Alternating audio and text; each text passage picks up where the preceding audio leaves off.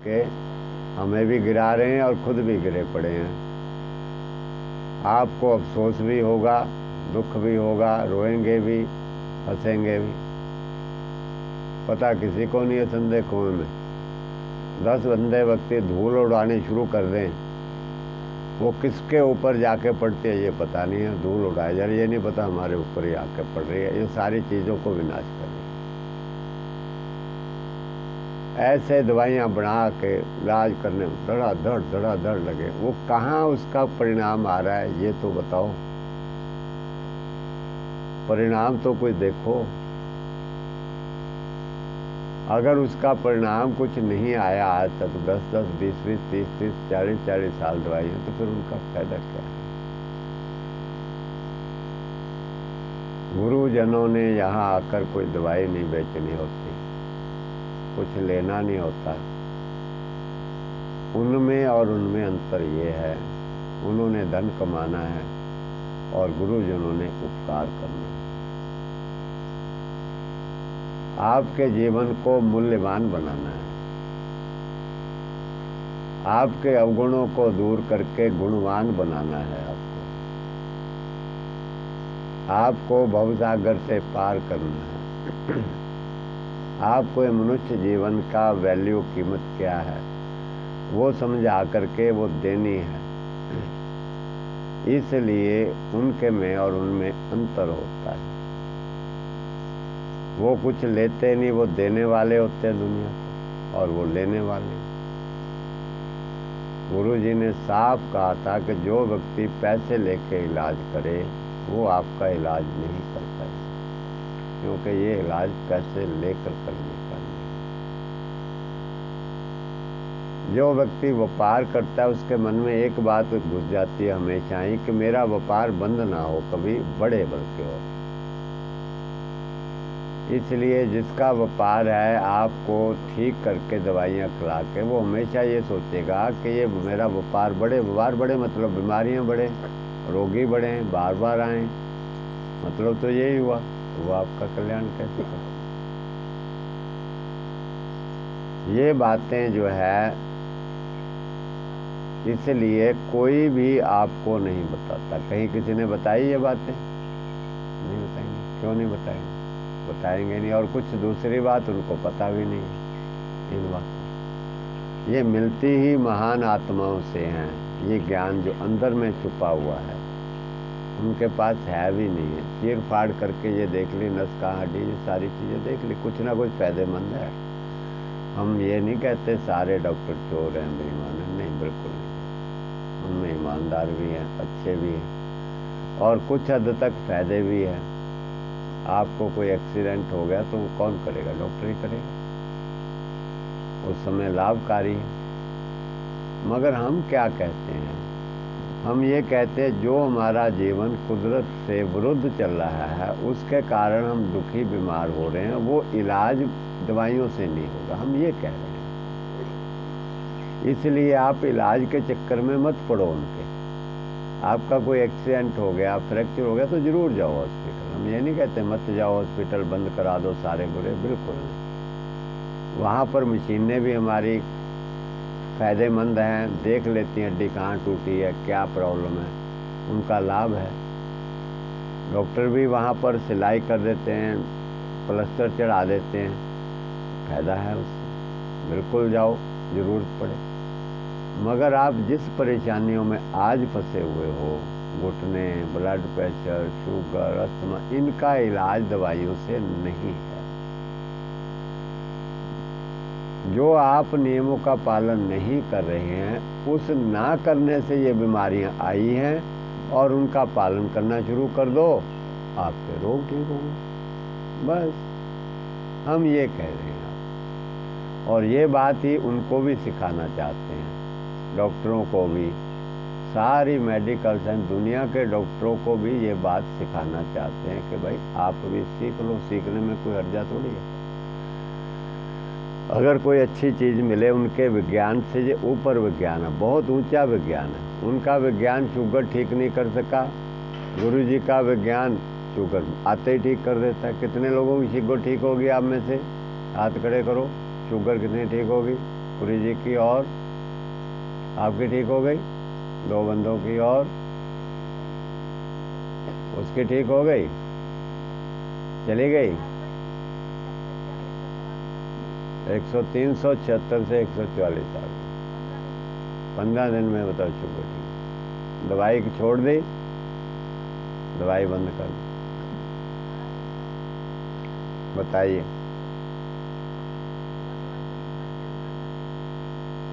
तो इस तरीके से आप लोग बिना दवाइयों के ठीक हो रहे हैं, तो फिर दवाइयों की ज़रूरत क्या है? और जो रोग बिना दवाई के ठीक होए, इसका मतलब वो जड़ से ठीक हो रहा है, वो दोबारा आएगा नहीं, क्योंकि दवाई तो खा ही नहीं रहे जब कुछ आ। इसका मतलब जड़ से ठीक हो रहा है। वो रोग जो दवाई खाते ठीक करते हैं, वो दवाई छोड़ते फिर आ जाता है, क्योंकि आप दवाई तो खा ही नहीं रहे, इसलिए फिर दोबारा आ जाता है। अब हम आगे चलते हैं। थोड़ा चाय भी तैयार हो गया, तो थोड़ा थोड़ा आप करते हैं, समय हमारे पास बहुत कम रह जाएगा। आप लोगों की सारी बीमारियों का बारे में बताना है। सुमन की एज 36, हेडेक है आपको, सिर में दर्द है आपको। कौन है सुमन? आपको है? बताइए जरा। सिर में दर्द रहता है और लेट नहीं आती, और कुछ? बस ठीक है, बैठ जाओ। देखिए, हम हर एक रोग का क्यों आया ये बताते हैं, क्यों आया, क्यों हो रहा है ये बताते हैं, और उसको कैसे ठीक करना है वो आपने खुद करना है। हम बता देंगे ऐसे करना। सिर का दर्द, बॉडी में कहीं भी दर्द हो, इसका मतलब हमारे शरीर के अंदर में ऐसी चीज़ें पड़ी हुई हैं जिनकी शरीर को ज़रूरत नहीं है। जो चीज़ें शरीर में नहीं होनी चाहिए वो चीज़ें आ गई।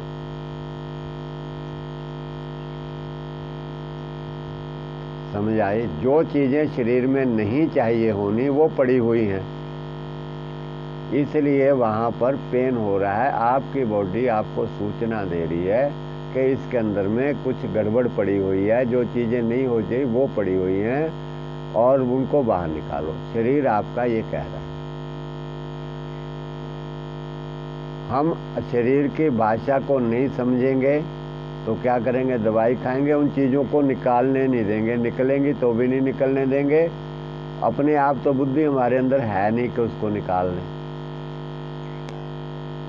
इसलिए क्या होगा? दवाई खाएंगे तो दवाई सुन्न करने की दवाई है कि दर्द महसूस ना हो, इससे अलावा कुछ नहीं, वो कोई इलाज नहीं। जो चीज़ यहाँ पर ज़रूरत नहीं है वो इसके अंदर पड़ी है, उसको वो दवाई निकालती नहीं। इसलिए आपका कितने टाइम से सिर दर्द? 10-11 साल हो गए, और 10-11 साल में पता नहीं कितनी दवाइयाँ और कितनी पैथियाँ, कितने डॉक्टर बदले होंगे। कितने बदले? काफ़ी बदल चुके। कोई रह गया?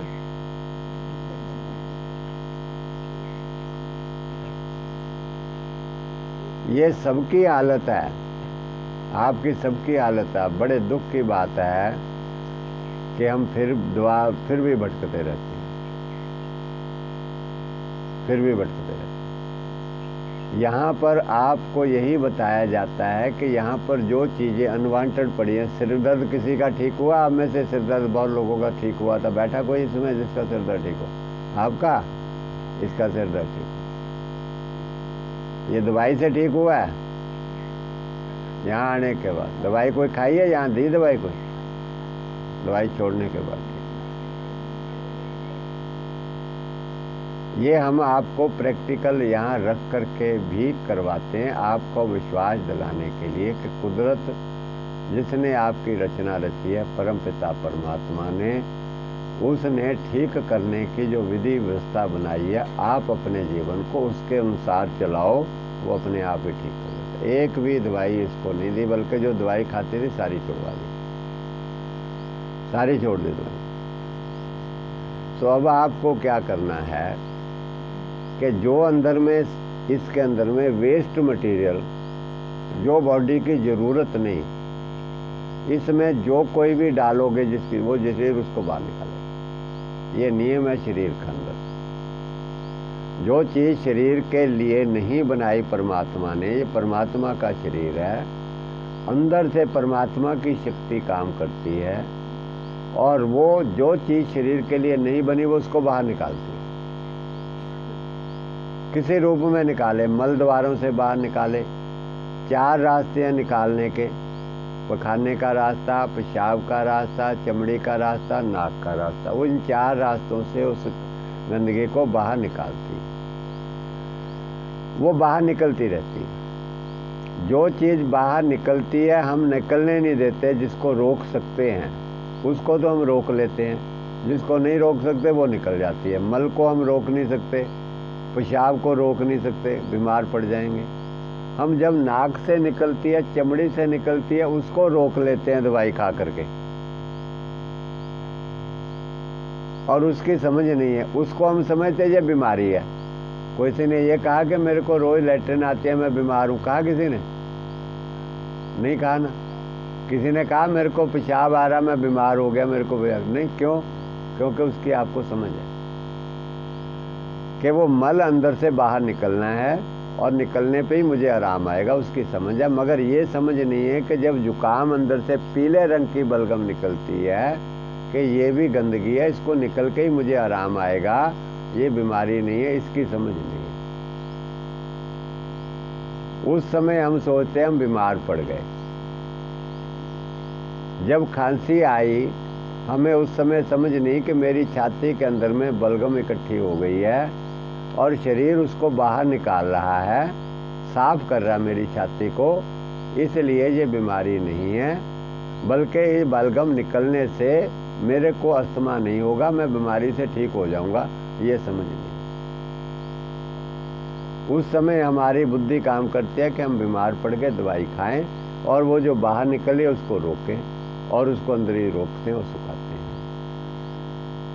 छोटे बच्चे को ही खांसी शुरू हो जाती है, जुकाम शुरू हो जाता है, सबको होता है। कोई व्यक्ति ऐसा है जिसको कभी खांसी ना हो या जुकाम ना हुआ या किसी को मलमूत्र ना आया हो?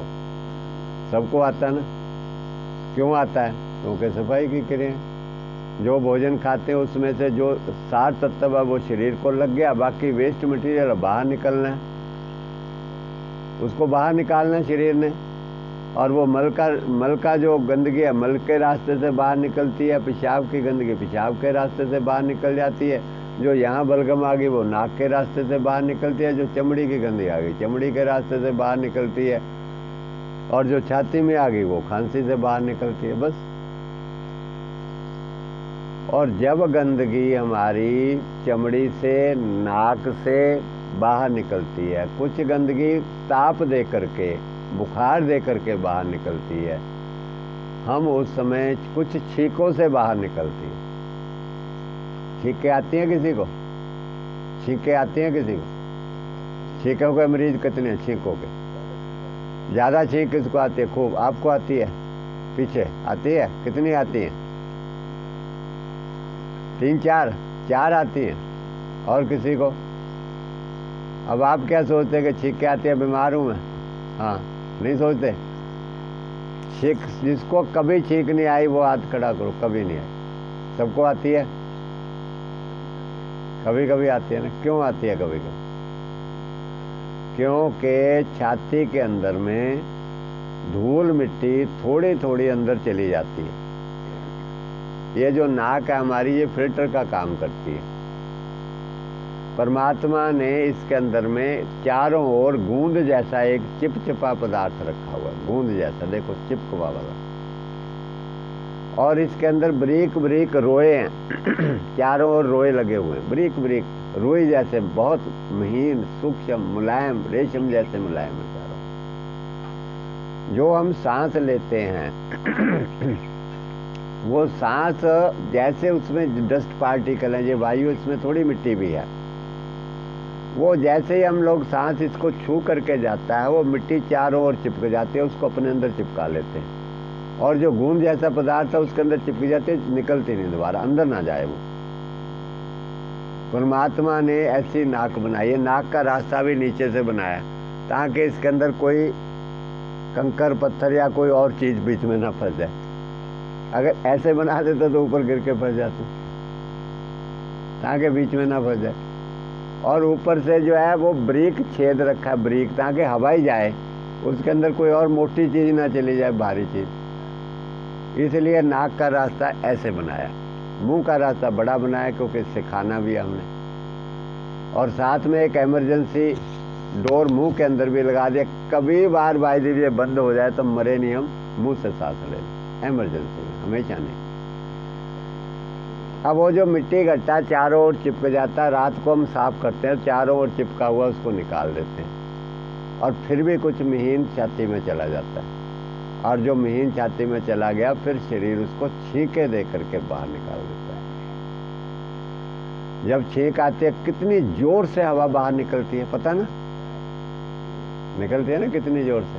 आप अपने आप तो नहीं ला सकते, छींक ला सकते हो इतनी जोर से, कितनी जोर से ऐसे जोर लगाओ, लेकिन जितनी तेजी से छींक की हवा बाहर निकलती है उतनी तेजी से आप नहीं निकाल सकते, नहीं निकाल सकते, क्योंकि शरीर की अंदर की, शरीर को चलाने वाली ताकत ये चीज़ सेंस करती है, अनुभव करती है कि इसकी छाती में डस्ट आ गई, गंदगी आ गई, अब इसकी छाती को खोलना है, साथ साथ साफ कर दें ताकि वो ज़्यादा इकट्ठी ना हो जाए। इसलिए एक आध छींक तो 1-2 दिन में सबको आ जाए तो अच्छा है, ताकि छोटी मोटी जो गंदगी चलेगी साफ हो जाए। अगर जिसको 100-50 लगातार छींकें आती है, इसका मतलब उसके छाती में ज़्यादा गंदगी जमी हुई है, उसको साफ कर रही है, वो ज़्यादा गंदगी जमी है। इसलिए सिर का जो दर्द है उसका कारण है, डाल के ले आओ, ठीक है, उसका कारण है कि इसमें जो अंदर में वेस्ट मटेरियल कभी भी बाहर निकल रहा होगा। आपकी उम्र मान लो 40 साल है, देखने में कितनी है, 30 होगी, 40 होगी, कितनी उम्र है, 40 साल है, 36 साल है, वही 40-36-30 के बीच में, ठीक है। अब 40 साल से बचपन से लेकर के जब भी कोई जुकाम, कभी तो दवाई खाई होगी, जुकाम के कुछ ना खाई है ना, उस समय वो बाहर निकल रही थी, वो रोका, बाहर निकल रोका, अब वो अंदर जा कर के सूख गई, अब वो सिर दर्द बन गई। अब फिर नहीं इनको समझ आ रही मैं क्या करूं, फिर दवाई खा रही है सिर दर्द की, अब समझ तो है नहीं। अब इसको चाहिए कि वो चीज़ें खाए जो उस गंदगी को पतली करके बाहर निकाल दें, और बात प्रॉब्लम ख़त्म हो गई, छुट्टी। अब ये समझ नहीं है इसको, और ना आगे किसी को समझ है जिसके पास इलाज करवाने जाती है। अब वो समझते हैं कि अगर इसका सिर दर्द ठीक हो गया तो हमारा तो गाहक गया, हमारा तो गया गाहक, ये भी प्रॉब्लम है। इसलिए बार बार आता रहे, कुछ ना कुछ देता रहे, हमारे भी पेट लगा, वो हमने भी पालना है, इसलिए जो है ये काम सारा बिगड़ गया। अब हमारे को कुछ नहीं लेना, आप दुख लेके आओ, हम आपके दुख के साथ दुखी हैं। गुरुजनों ने किसी से कुछ नहीं लेना था, परमात्मा ने उनको संसार में भेजा हम लोगों के मार्गदर्शन के लिए, सुने, उन्होंने निस्वार्थ भाव से देख करके अपना धाम चले गए। इसलिए उन्होंने हमें भी ये सिखाया, ये चीज़ उनसे हमारे अंदर भी आ गई, सेवा करने की भावना आ गई, और भावना आ गई तो उन्होंने की दया हमारे ऊपर भी करी, इसलिए हम आपको भी बता रहे हैं। अब क्या करना है कि वो भोजन खाना है जिससे वो पतली होके बलगम निकले, अब दोबारा निकलेगी वो, अब जब निकल जाएगी पूरी तरह दोबारा सिर दर्द ठीक हो। अब उसके लिए क्या करना, अभी आप अनाज बंद कर दो, दालें बंद कर दो, भारी चीज़ें बंद कर दो। जब आप भारी चीज़ें खानी बंद कर देते हैं तो शरीर की शक्ति यहाँ से खाली होकर के इसको निकालने में ज़्यादा ताकत लगाएगी, यहाँ ज़्यादा लगेगी, उसको जल्दी बाहर निकालेगी। और ऐसा भोजन खाइए जो इस गंदगी को पतली कर दे, जैसे मैंने मूली बताया, मूली खाते ही जुकाम होता है ना, सर्दियों में जुकाम होता है ना मूली खाते, क्यों होता है? क्योंकि वो कोई जमी हुई बलगम को मूली तुरंत निकालना शुरू कर देती है, इसलिए जुकाम होता है, बलगम निकलनी शुरू हो जाती है, और गला पकड़ के खांसी भी हो जाती है मूली खाते, मूली का रस। अब मूली चली गई मौसम की, ककड़ी आ रही है, ककड़ी खा लो, ककड़ी खा लीजिए, मैं नहीं, ककड़ी खा लीजिएगा। खीरा आ रहा, खीरा खा लीजिए, टमाटर खा लीजिए, हरा धनिया आ रहा, हरे धनियों को पीस के चटनी उसको खा लीजिए। अब ये जो चीज़ें, पत्तेदार चीज़ों का रस होता है, ये मस्तक की ही नहीं, सारे शरीर की गंदगी को निकालता है, सारे शरीर की गंदगी को निकालता है। इसलिए आपके सिर का दर्द भी ठीक हो जाएगा, छाती में कुछ बलवा वो भी ठीक हो जाएगी, खून में कुछ खराबी है वो भी ठीक हो जाएगी। एक रोग के साथ ये सारे रोग ठीक हो जाते हैं। पेठे का जूस पीजिए, पानी की पट्टी पेट पे, गले पे, सिर पे 2-3 बार दिन में लगा लीजिएगा। पेट के अंतर की गंदगी को साफ कीजिएगा। उसको साफ करने के 2-3 तरीके बताए हैं। एक तो अनीमा है, अनीमे से पेट साफ करना है। जो हमने रोटी खाई वो मल सूख गया, जम गया, अंदर जम के निकल नहीं रहा, चिपक गया, वो भी रोग को ठीक नहीं होने देता। इसलिए उसको साफ करने के लिए अनीमे का उपयोग करें। अनीमा नहीं ले सकते आप तो मैंने बताया अमलतास आता है, उसका काढ़ा बना करके पी लीजिएगा घर में। वो धूली चिपकी हुई गंदगी को वो अंतड़ियों से निकाले। अंतड़ियों में गंदगी चिपकी हुई खून नहीं बनने देती अंदर में, और हमारे शरीर की शक्ति लगातार खर्च होती है उसको साफ करने में। आपके घर के अंदर में कोई भारी चीज पड़ी है, बाहर नहीं निकल रही, गंदगी पड़ी है, आप प्रयास हमेशा दिमाग में रहेगा कि मैं इसको कब निकालूं, कब निकालूं। ठीक है ना, समझ आ रही है?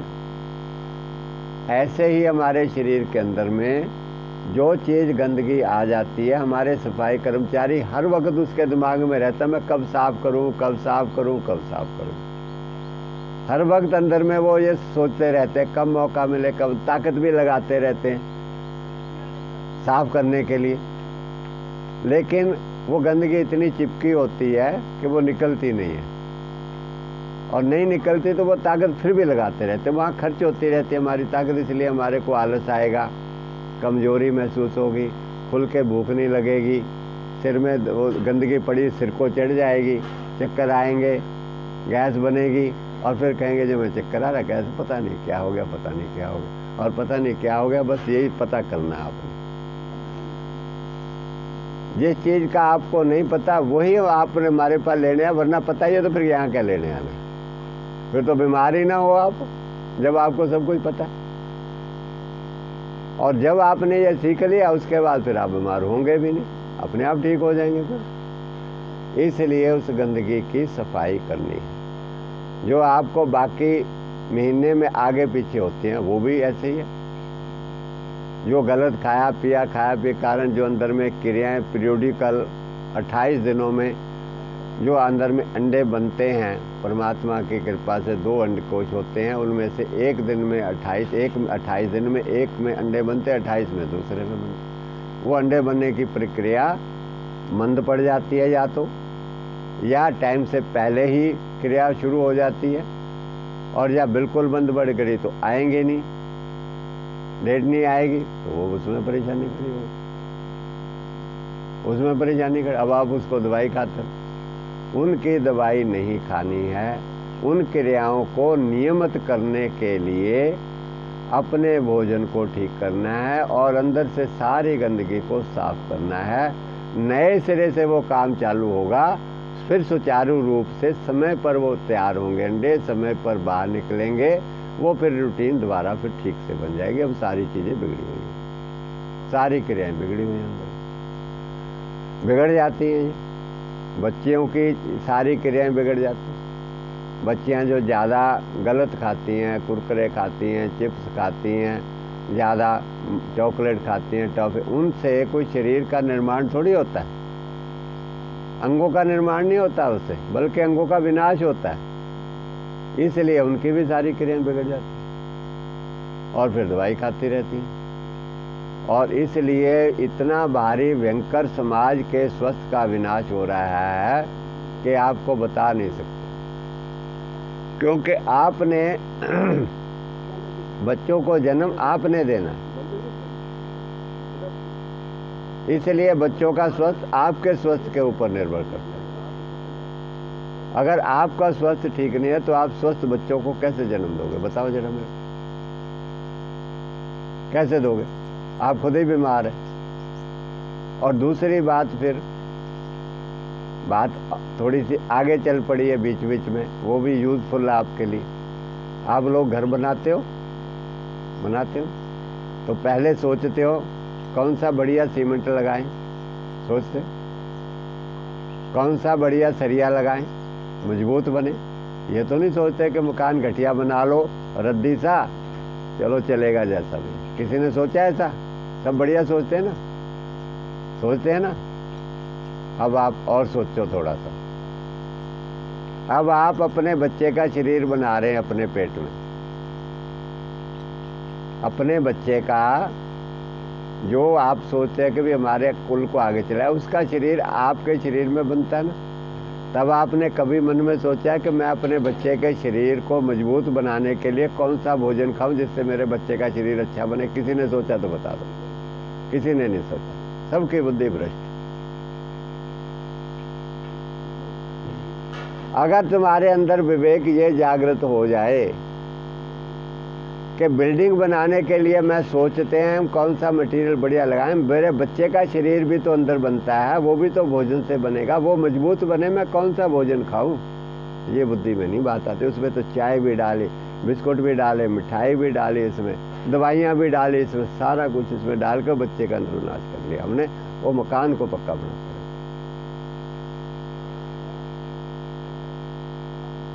और फिर सारी उम्र दुख पाते हो, शरीर को कटवाते हो, ऑपरेशन कराते हो, दवाइयाँ ये वो। कई तो, एक तो अभी बेटी एक वहाँ से आई थी मुजफ्फरनगर से, उसका तो कितनी बुरी हालत थी, बता नहीं सकते।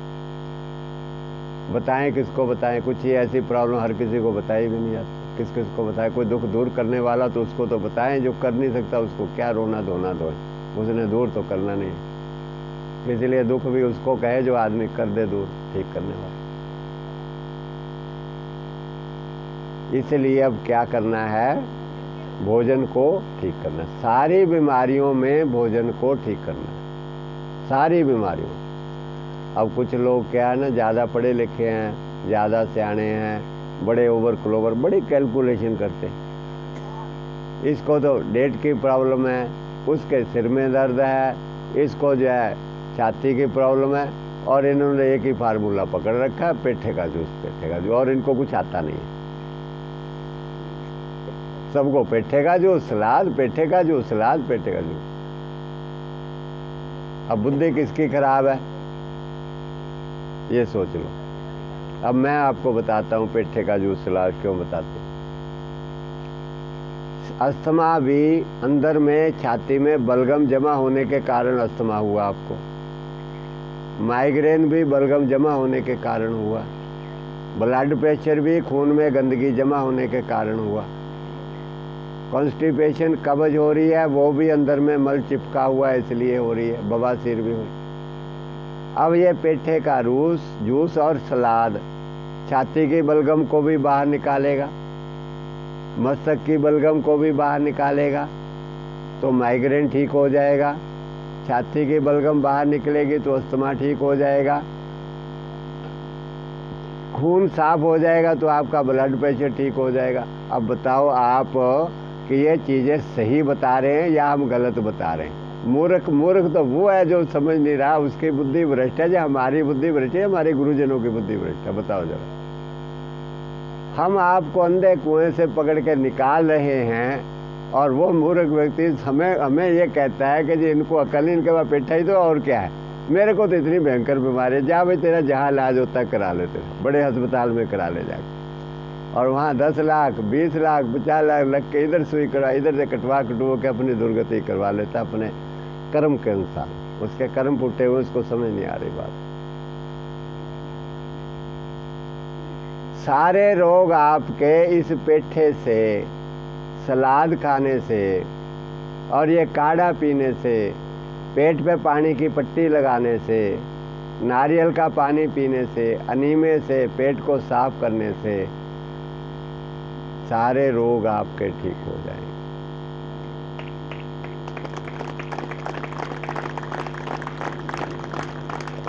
अभी वो लड़की आई थी ना पिछली बार, शायद उसने बताया भी होगा आपको।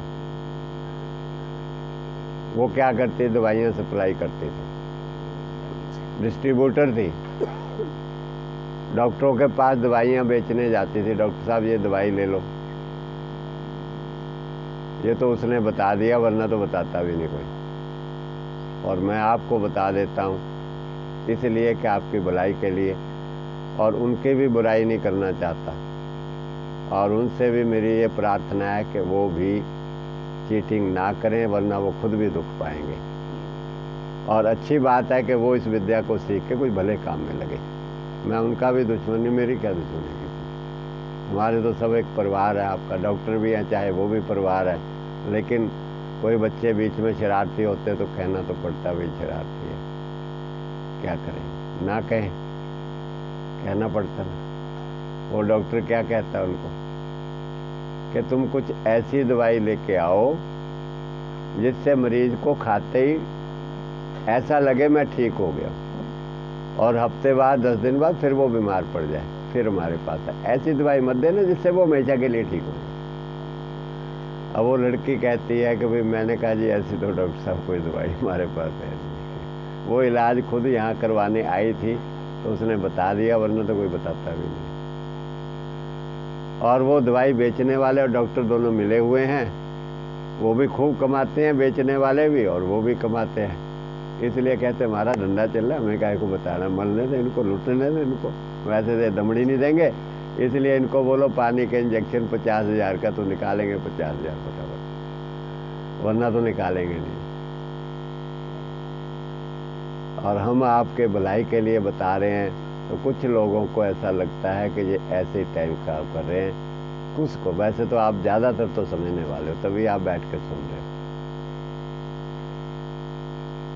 इसलिए बात को समझना है, बीमारी कुछ नहीं है आपको, अंदर में गंदगी का जम जाना, इसीलिए सिर दर्द हो रहा है, उसी लिए आपको सांस की प्रॉब्लम आती है, ठीक है, उसी के लिए चक्कर आने, उसी के लिए डेट आगे पीछे होती है, सारी उसी के कारण अंग कमज़ोर हो जाते, नियमित रूप से काम नहीं करते। जैसे आपकी पाचन क्रिया कमज़ोर होगी, आपको दोपहर को टाइम पर भूख नहीं लगती, शाम को लगेगी क्योंकि पाचन क्रिया खराब। ऐसे समय पर आपका जो अंदर से क्रिया होनी है वो नहीं होती, आगे होगी पीछे होगी,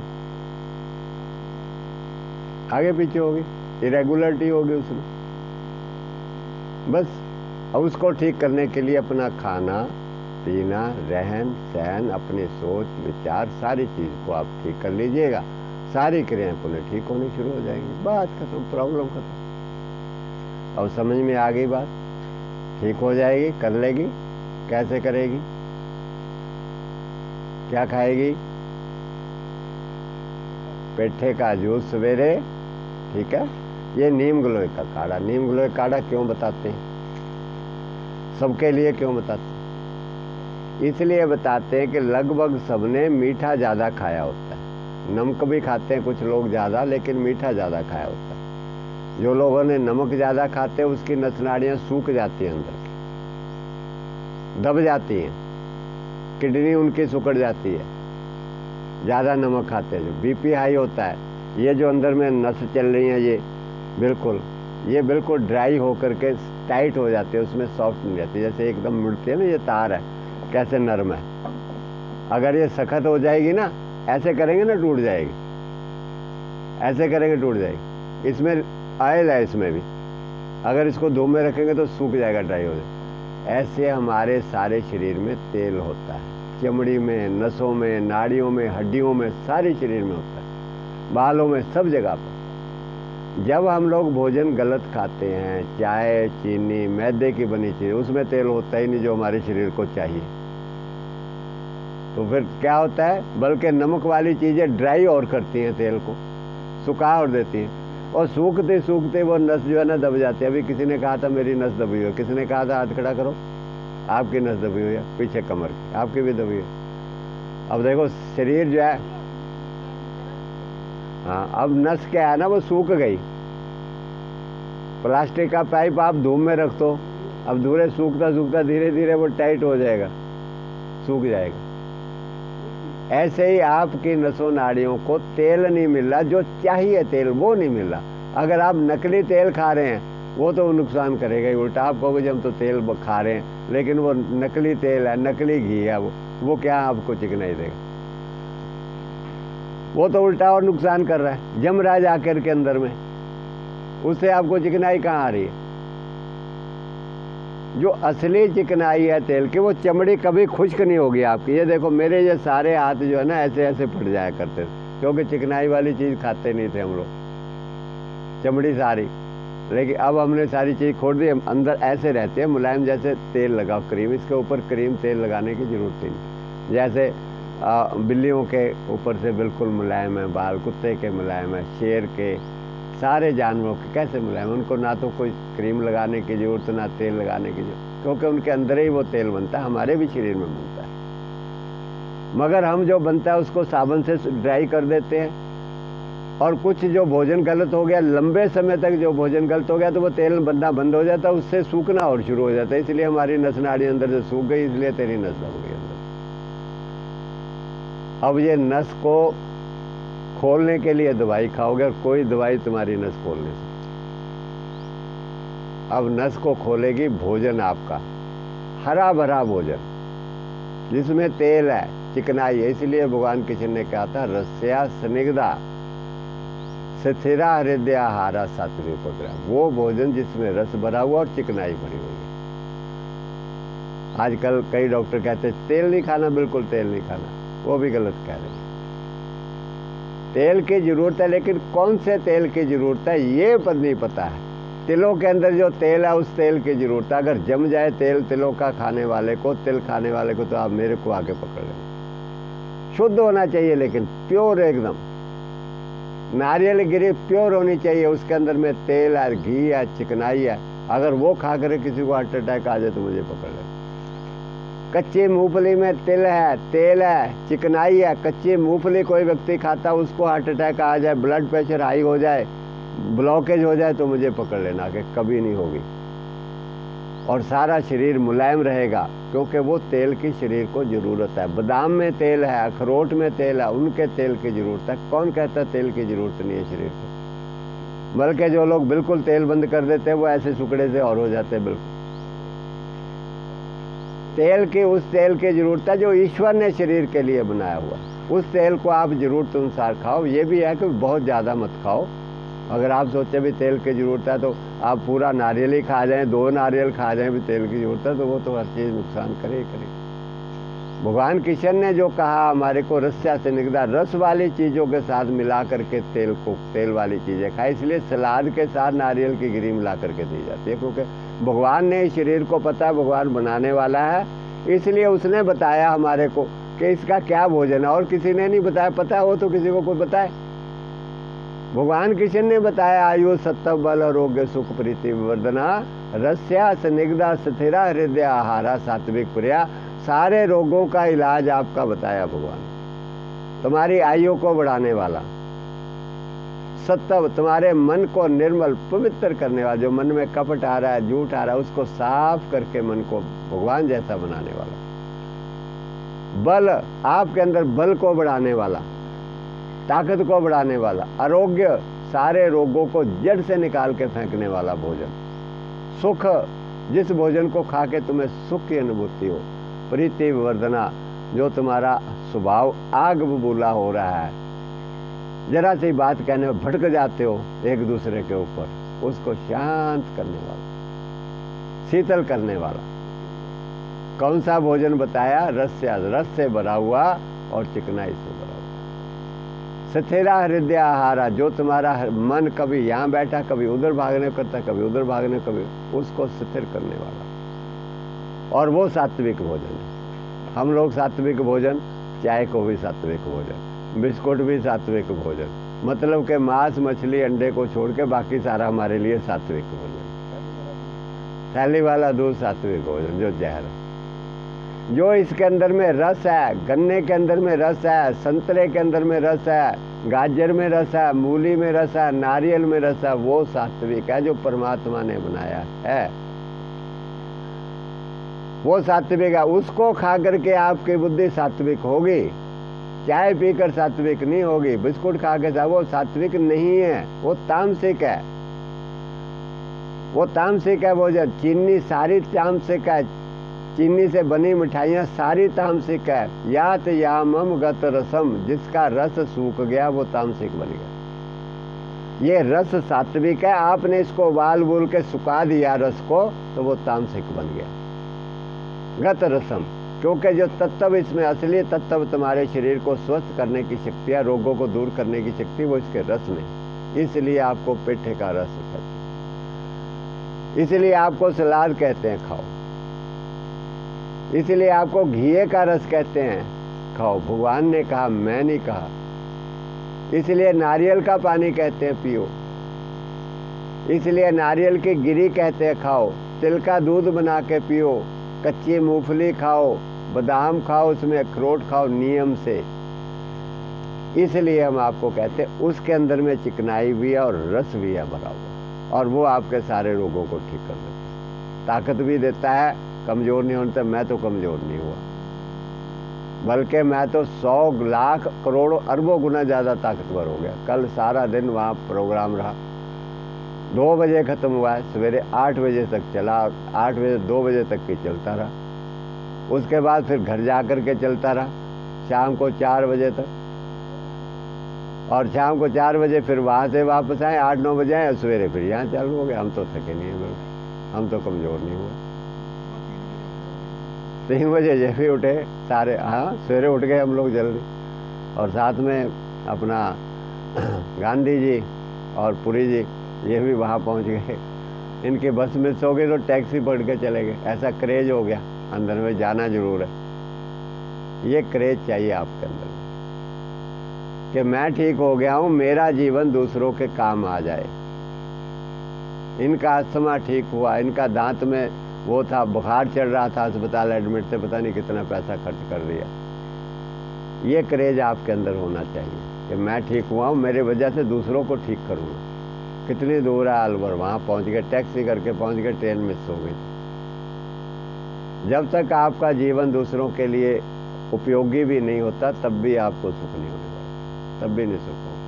अपने लिए तो कुत्ते बिल्ली भी जी रहे, सारे जानवर अपने लिए पेट पाले, हमने भी अपने लिए पेट पाले, तो क्या हमने शेर मार ली।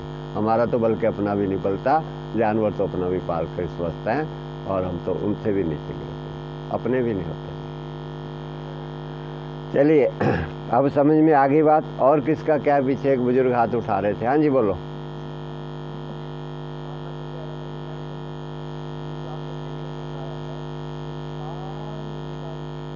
खत्म हो गई है, मैंने होता कोई बीमारी बता रहे हैं। आ जाइए फिर बताइए इनको, आ जाइए इधर, इधर आ जाइए।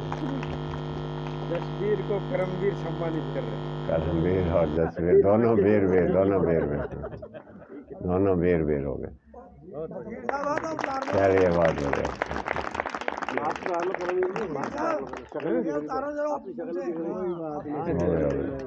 आजकल की भी ज्यादा रीतु, रीतु बेटी आ जाएगी, संतोष जी का। आगे आगे ऋतु जी आगे, और ऋतु जी आशीर्वाद दो गुरु जी। आयुष्मती भव, सौभाग्यवती भव, आयुष्मती भव, सौभाग्यवती भव।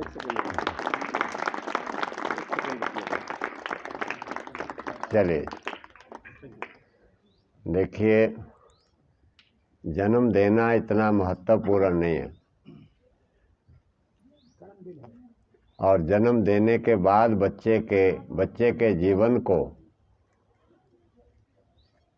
अच्छे संस्कार देकर सारी मानवता के कल्याण की ओर लगे, वो ज़्यादा महत्वपूर्ण है। जन्म तो बहुत दिए लोगों ने, इसलिए कहते हैं जननी जने तो भक्त जन, कह दाता कह सूर, नहीं तो जननी बांझ रहे, काहे गवावे नूर। गुरु महाराज की वाणी कि किसी को जन्म दो तो या तो उसको प्रभु का भक्त बनाओ, उसमें प्रेरणा पैदा करो भक्ति का बचपन से। चलो भक्ति नहीं करता तो दाता, दुनिया को देने वाला, सबके दुख को सुनने वाला। चलो वो भी नहीं बनता तो सूरवीर हो। धर्म के लिए छाती तान के लड़ने वाला हो, धर्म की रक्षा करो। 3 में से एक गुण जरूर हो।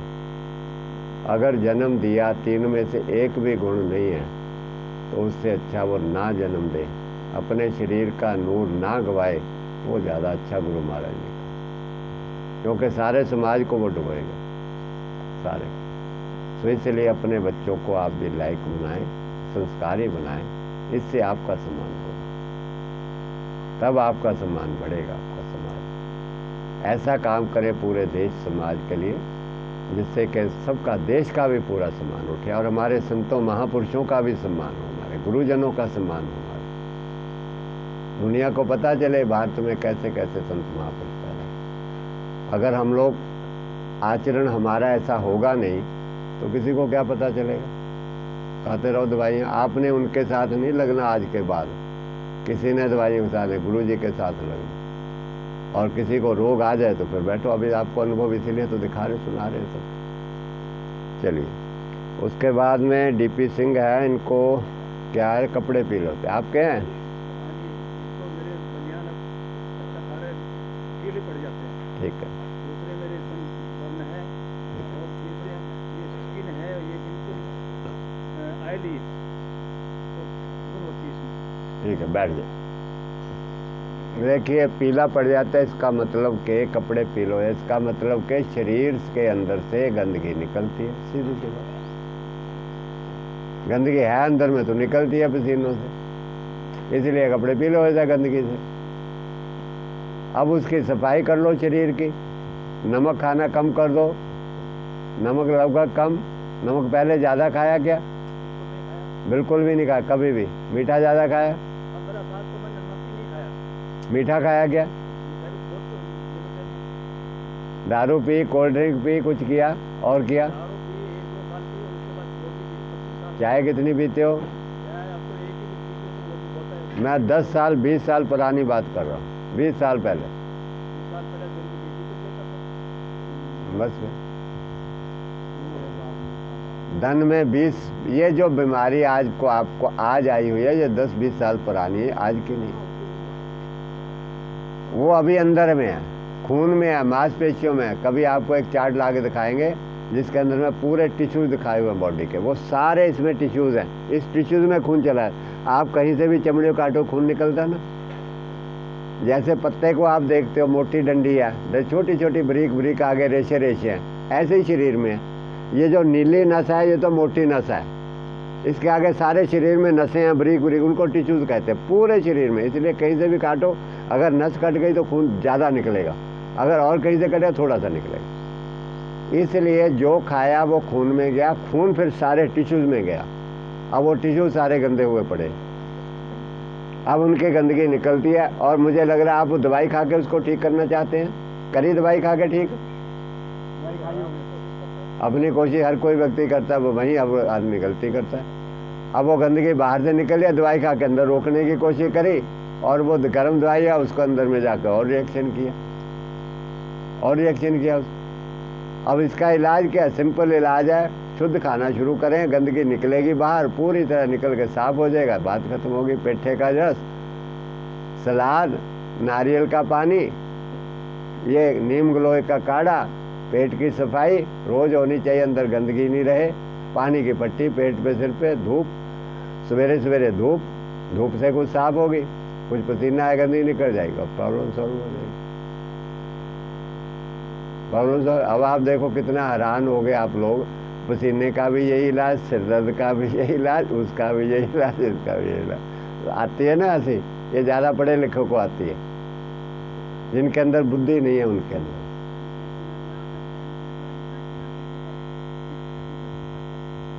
लेकिन इस विज्ञान को नहीं समझते। ये विज्ञान है शरीर की सफाई करने का। और बीमारी क्या? गंदगी का भरना बीमारी, और शरीर के अंगों का कमजोर हो जाना बीमारी। बस एक व्यक्ति का भी पीछे जो है वो सुराइस से उसको चमड़ी का रोग था। मैंने कहा भाई ये काढ़ा पियो और वो पियो, बिना देखे बता दिया ये पियो वो पियो, बिना कहीं बता दिया, चेक नहीं किया, कुछ नहीं किया। मेरे को कौन सी बीमारी है, एलर्जी, समझ नहीं है। अब क्या है, ऐसे लोगों को फंसाना बड़ा आसान है।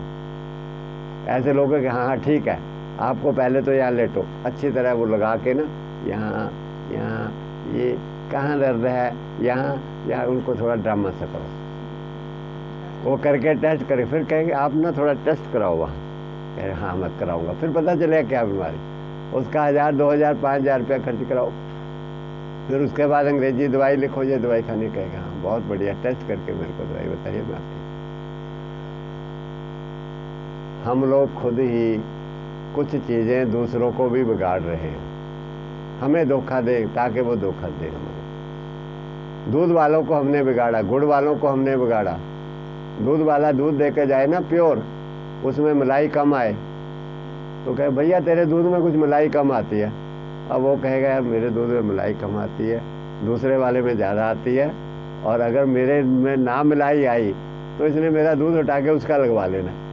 अब वो उससे घुसर मुसर करेगा, पूछेगा वो क्या करता है, अब वो कहेगा मैं तो इसमें सिंघाड़े का आटा थोड़ा सा मिला देता हूँ ना, मलाई मोटी आ जाती है, गाढ़ा हो जाता है, गाह खुश होकर ले लेता, कहता अच्छा थोड़ा मैं भी कर लेता हूँ। किसान ने गुड़ शुद्ध बनाया, काले रंग का गुड़ है, और आपने कहा काले रंग का गुड़ नहीं चाहिए हमारे को। अब वो किसान सोचते यार मेरा गुड़ नहीं बिक रहा, वो दूसरे वाले ने उसमें केमिकल डाला, थोड़ा वाइट कर लिया, उसका महंगे पे खरीद लाए, हाँ हाँ ये ठीक है ये बढ़िया। अब वो कहता मैं क्या करूं यार मेरा तो गुड़ नहीं बिका, इतनी मेहनत करी, तो उसने क्या मिलाया था, वो सोचेगा अच्छा ये मिलाया तो मैं भी मिलाता, वो भी मिलाना शुरू कर दिया, वो भी बिगड़ गया, जो अच्छा भला था वो भी बिगड़ गया। हमने भी समाज को बिगाड़ा हुआ है, सारा दोष उनके ऊपर नहीं है, हमने भी बिगाड़ा हुआ है, हम सुधरने भी नहीं देते, समाज को सुधरने भी नहीं देते।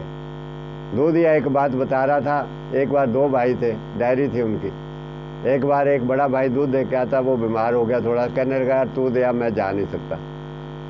वो जो है दूध लेके गया प्योर, जैसा भैंसों का निकाला वैसे दे आए। अब दे आए तो उनके बच्चे को जो लूज मोशन लग गए। अब वो जो है कहने लगी भैया तू दूध कैसा लाता है, और हम तो बच्चे को कल पिया उसको तो लूज मोशन ही लग गए, अब हम नहीं दूध लेंगे, तेरे कुछ गड़बड़, तेरा भाई दूध बढ़िया देता था। उसने जाके भाई को बताया, कहता अरे मूर्ख, मैं इसमें इतना पानी मिला के लेकर जाता था, वो शुद्ध दूध उनको पचता नहीं है इसलिए पानी मिला के ले जाता था, और वो उनको पच जाता, वो कहते हाँ दूध बढ़िया, ये दूध बढ़िया। हमने भी बहुत सारी चीज़ें ऐसे बिगाड़ रखी हैं, जब तक हमें भी समझ नहीं आती है तब तक ये मामला नहीं सुधरेगा। इसलिए समझ आ गई बात, क्या करना है अब, ठीक है, क्या करना है बताओ जरा, फिर नहीं समझ में आएगी क्या।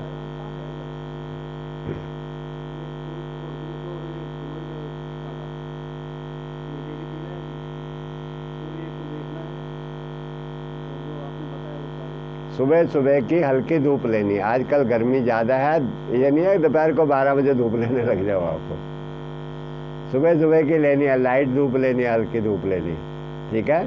और ये सब चीज़ें भूख लगने पे खानी है। अगर आपको भूख दोपहर 12 बजे लगती है तो 12 बजे पेठे का जूस पीना, ये नहीं सवेरे उठते ही पी लो।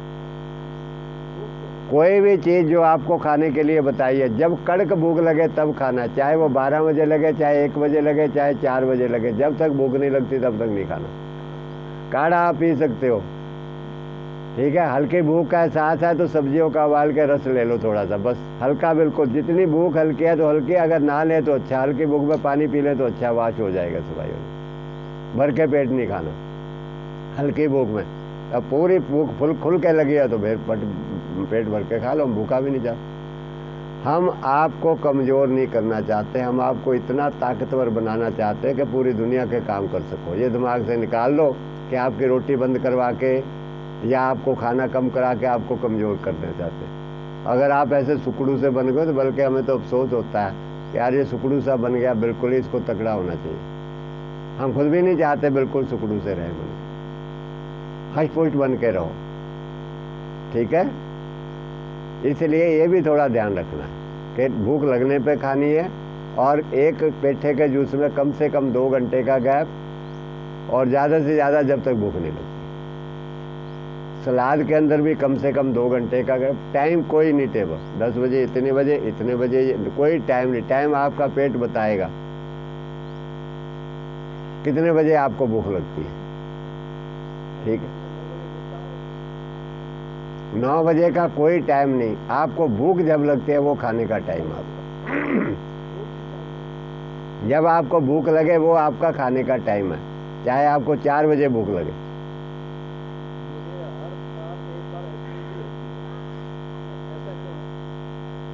एसिडिटी अंदर एसिड इकट्ठे हो गए, जब इकट्ठे हो गए तो तब निकले, साल बाद निकल सकते, 6 महीने बाद निकल सकते, 1 महीने बाद निकले, कोई जरूरी नहीं है साल बाद निकलते। जब अंदर में चीज इकट्ठी हो गई, आप कहो जी मल मेरे को जो है 18 घंटे बाद मेरे मल निकलता है बाहर, भाई जो खाया वो 18 घंटे बाद ही तो वहाँ पहुँचेगा निकलने के लिए, तो वहाँ पहुँच गया, निकल गया। आपको एसिडिटी हो गई, जब बढ़ गई अंदर से तो निकल गई, जब नहीं बढ़ी है तो ठीक है, क्यों निकालेगा शरीर उसको बाहर। बस बहुत सारी बातें तो हमें ये भी नहीं पता क्यों हो रही है, अंदर कैसे हो रही है, उसको भी हम लोग भ्रम करते रहते हैं। हरे कृष्ण जी, सोराइसिस है, पेट खराब, हर्निया आपको है, जोड़ों में दर्द है, हर्निया कहाँ पर है आपको? देखिए हर्निया क्या है, बैठ जाइए। ये पेट के अंदर में अंतड़ियाँ 30-35 फुट लंबी, इसके ऊपर एक झिल्ली है पतली, उसके ऊपर मोटी चमड़ी है। जब हम लोग नमक ज़्यादा खाया, क्या आपने कोई कोल्ड ड्रिंक ज़्यादा पी या नमक ज़्यादा खाया, कुछ ऐसा ज़्यादा खाया?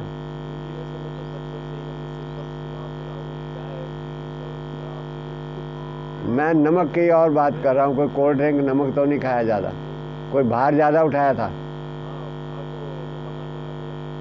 ज़्यादा भार उठाया था। देखिए कुछ तो चाय भी पीने से, मिठाइयाँ खाने से भी पेट के जो अंदर के अंग और जो बाहर की झिल्ली है वो कमज़ोर हो, जो नमक ज़्यादा खाते हो नमक गड़ा देता है उसको, अंदर की झिल्ली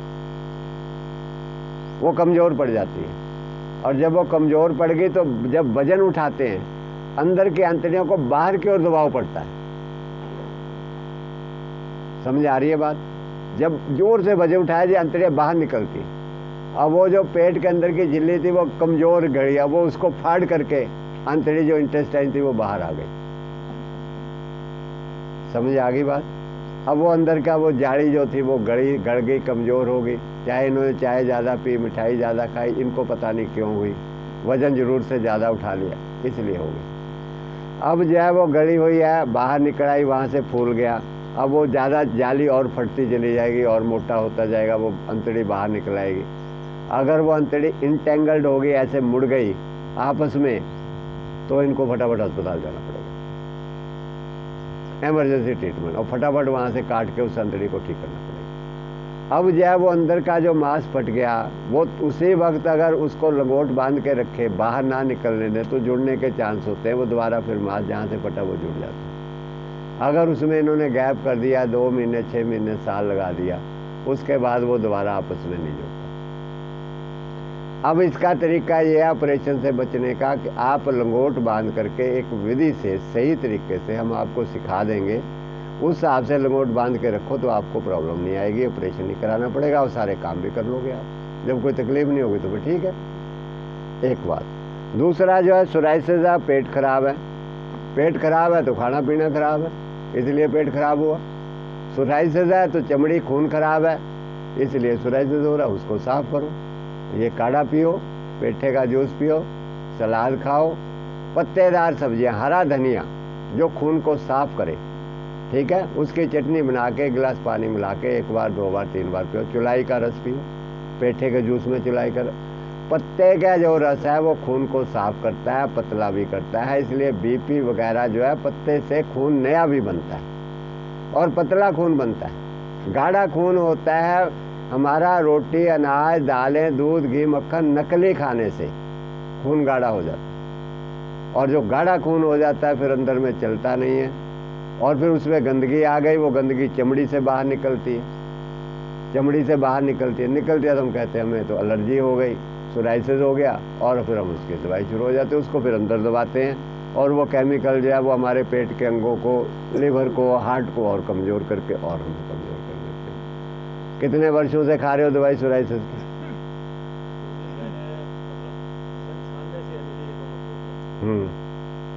96 से है, मतलब के 25 साल, 24-25 साल करीब हो गए। अब देख लो अभी तक वो ठीक नहीं हुई। और फिर जो हमारी दवाइयाँ हैं वो फिर किस काम की है, मुझे ये बता दो। दवाइयाँ फिर किस काम की जब बीमारी ठीक होती?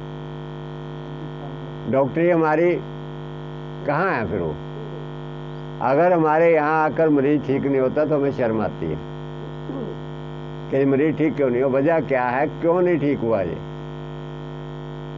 कोई कारण है, हमारे अंदर कमी ना रहे। वो कहे जी मैंने नहीं किया तो कहते हुए अब तेरी किस्मत, तू नहीं करता तो तेरी कर्म। अगर तूने किया है तो क्यों नहीं ठीक हुआ, कहाँ गड़बड़ है, हम उसकी पूरी छानबीन करते हैं कि मरीज ठीक होना चाहिए। एक बार जिसको बता दिया वो फिट होना चाहिए,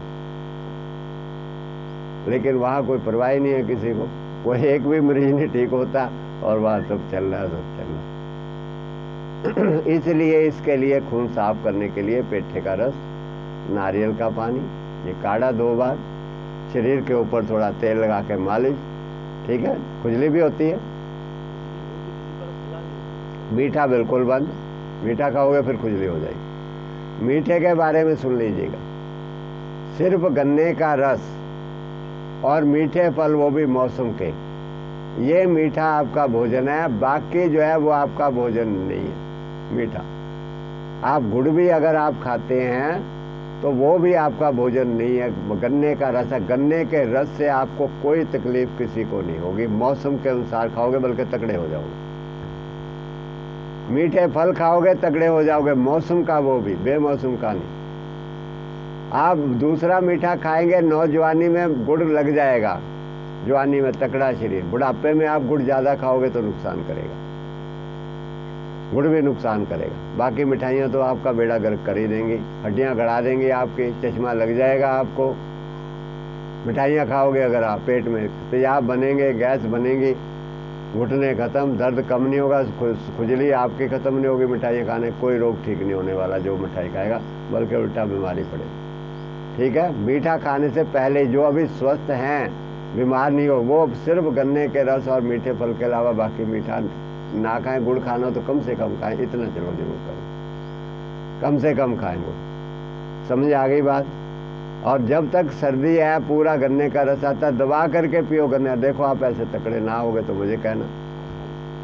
और लीवर कभी खराब नहीं होगा आपका, लीवर, चश्मा नहीं लगेगा गन्ने का रस पीने से, हड्डियाँ कमजोर नहीं होंगी कभी भी, पी लिया जिंदगी में नहीं होगा कभी, लीवर फैटी कभी नहीं होगा, हार्ट अटैक नहीं होगा, ब्लड प्रेशर नहीं होगा कभी। गन्ने बिल्कुल, अब मौसम चेंज हो गया है, बस अब जो है बंद कर दीजिए अप्रैल से। आज आपको गन्ने के रस की खीर देंगे, उसके बाद फिर हम भी बंद कर देंगे।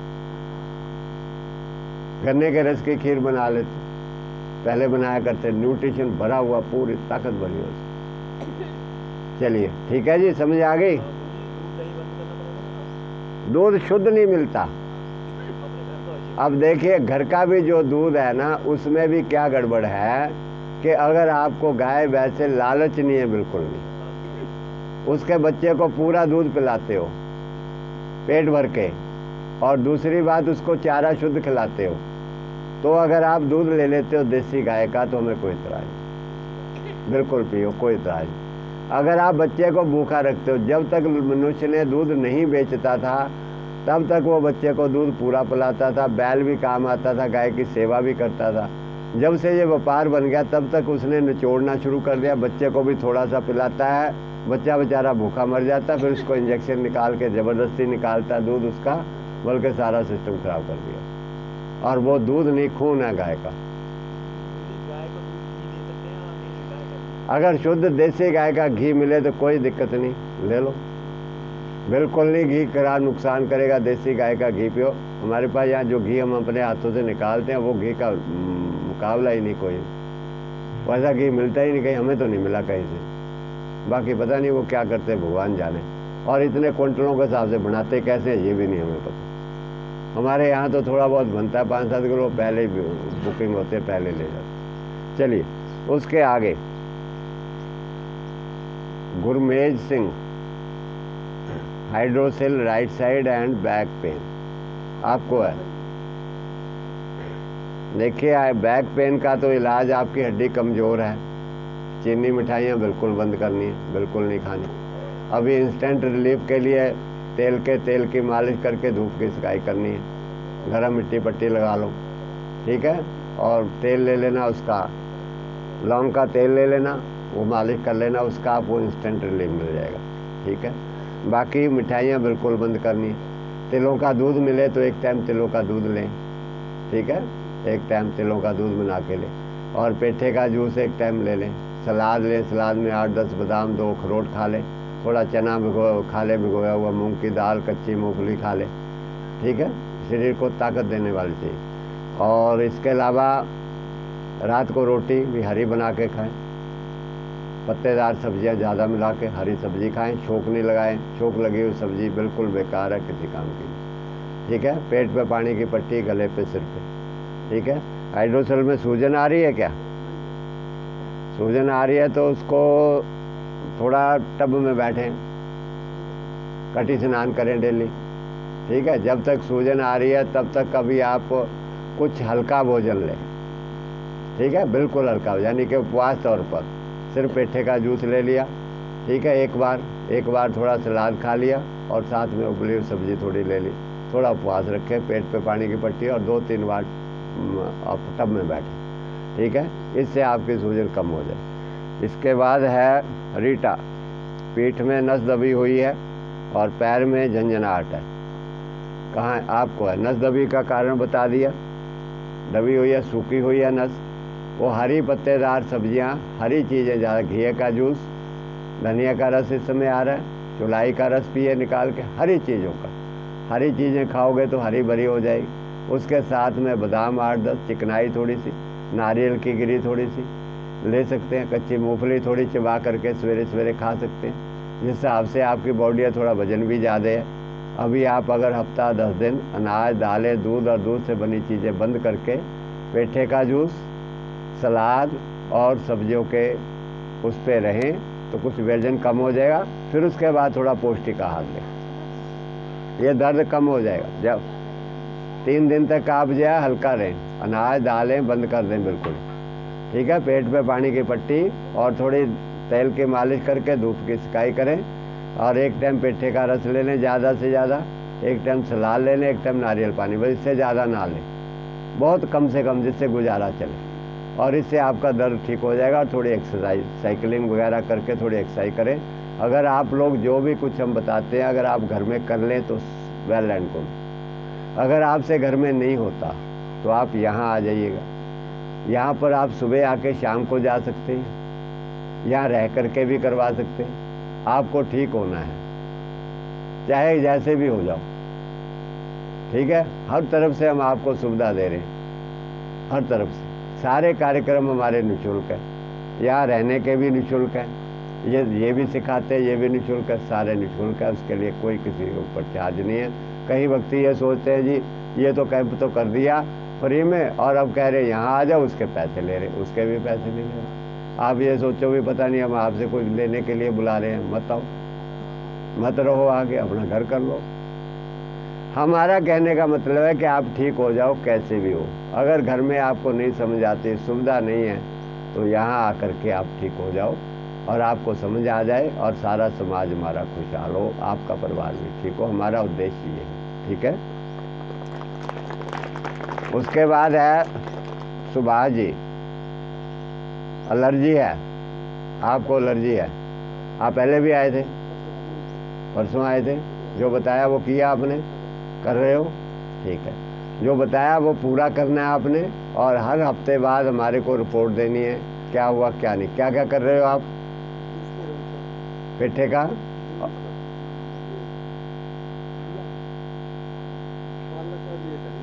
धनिया का जूस पी रहे हो, और सलाद, खीरा मूली खा रहे हो, और बस ये काढ़ा पी रहे हो। काढ़ा, पेट साफ हो रहा है रोज?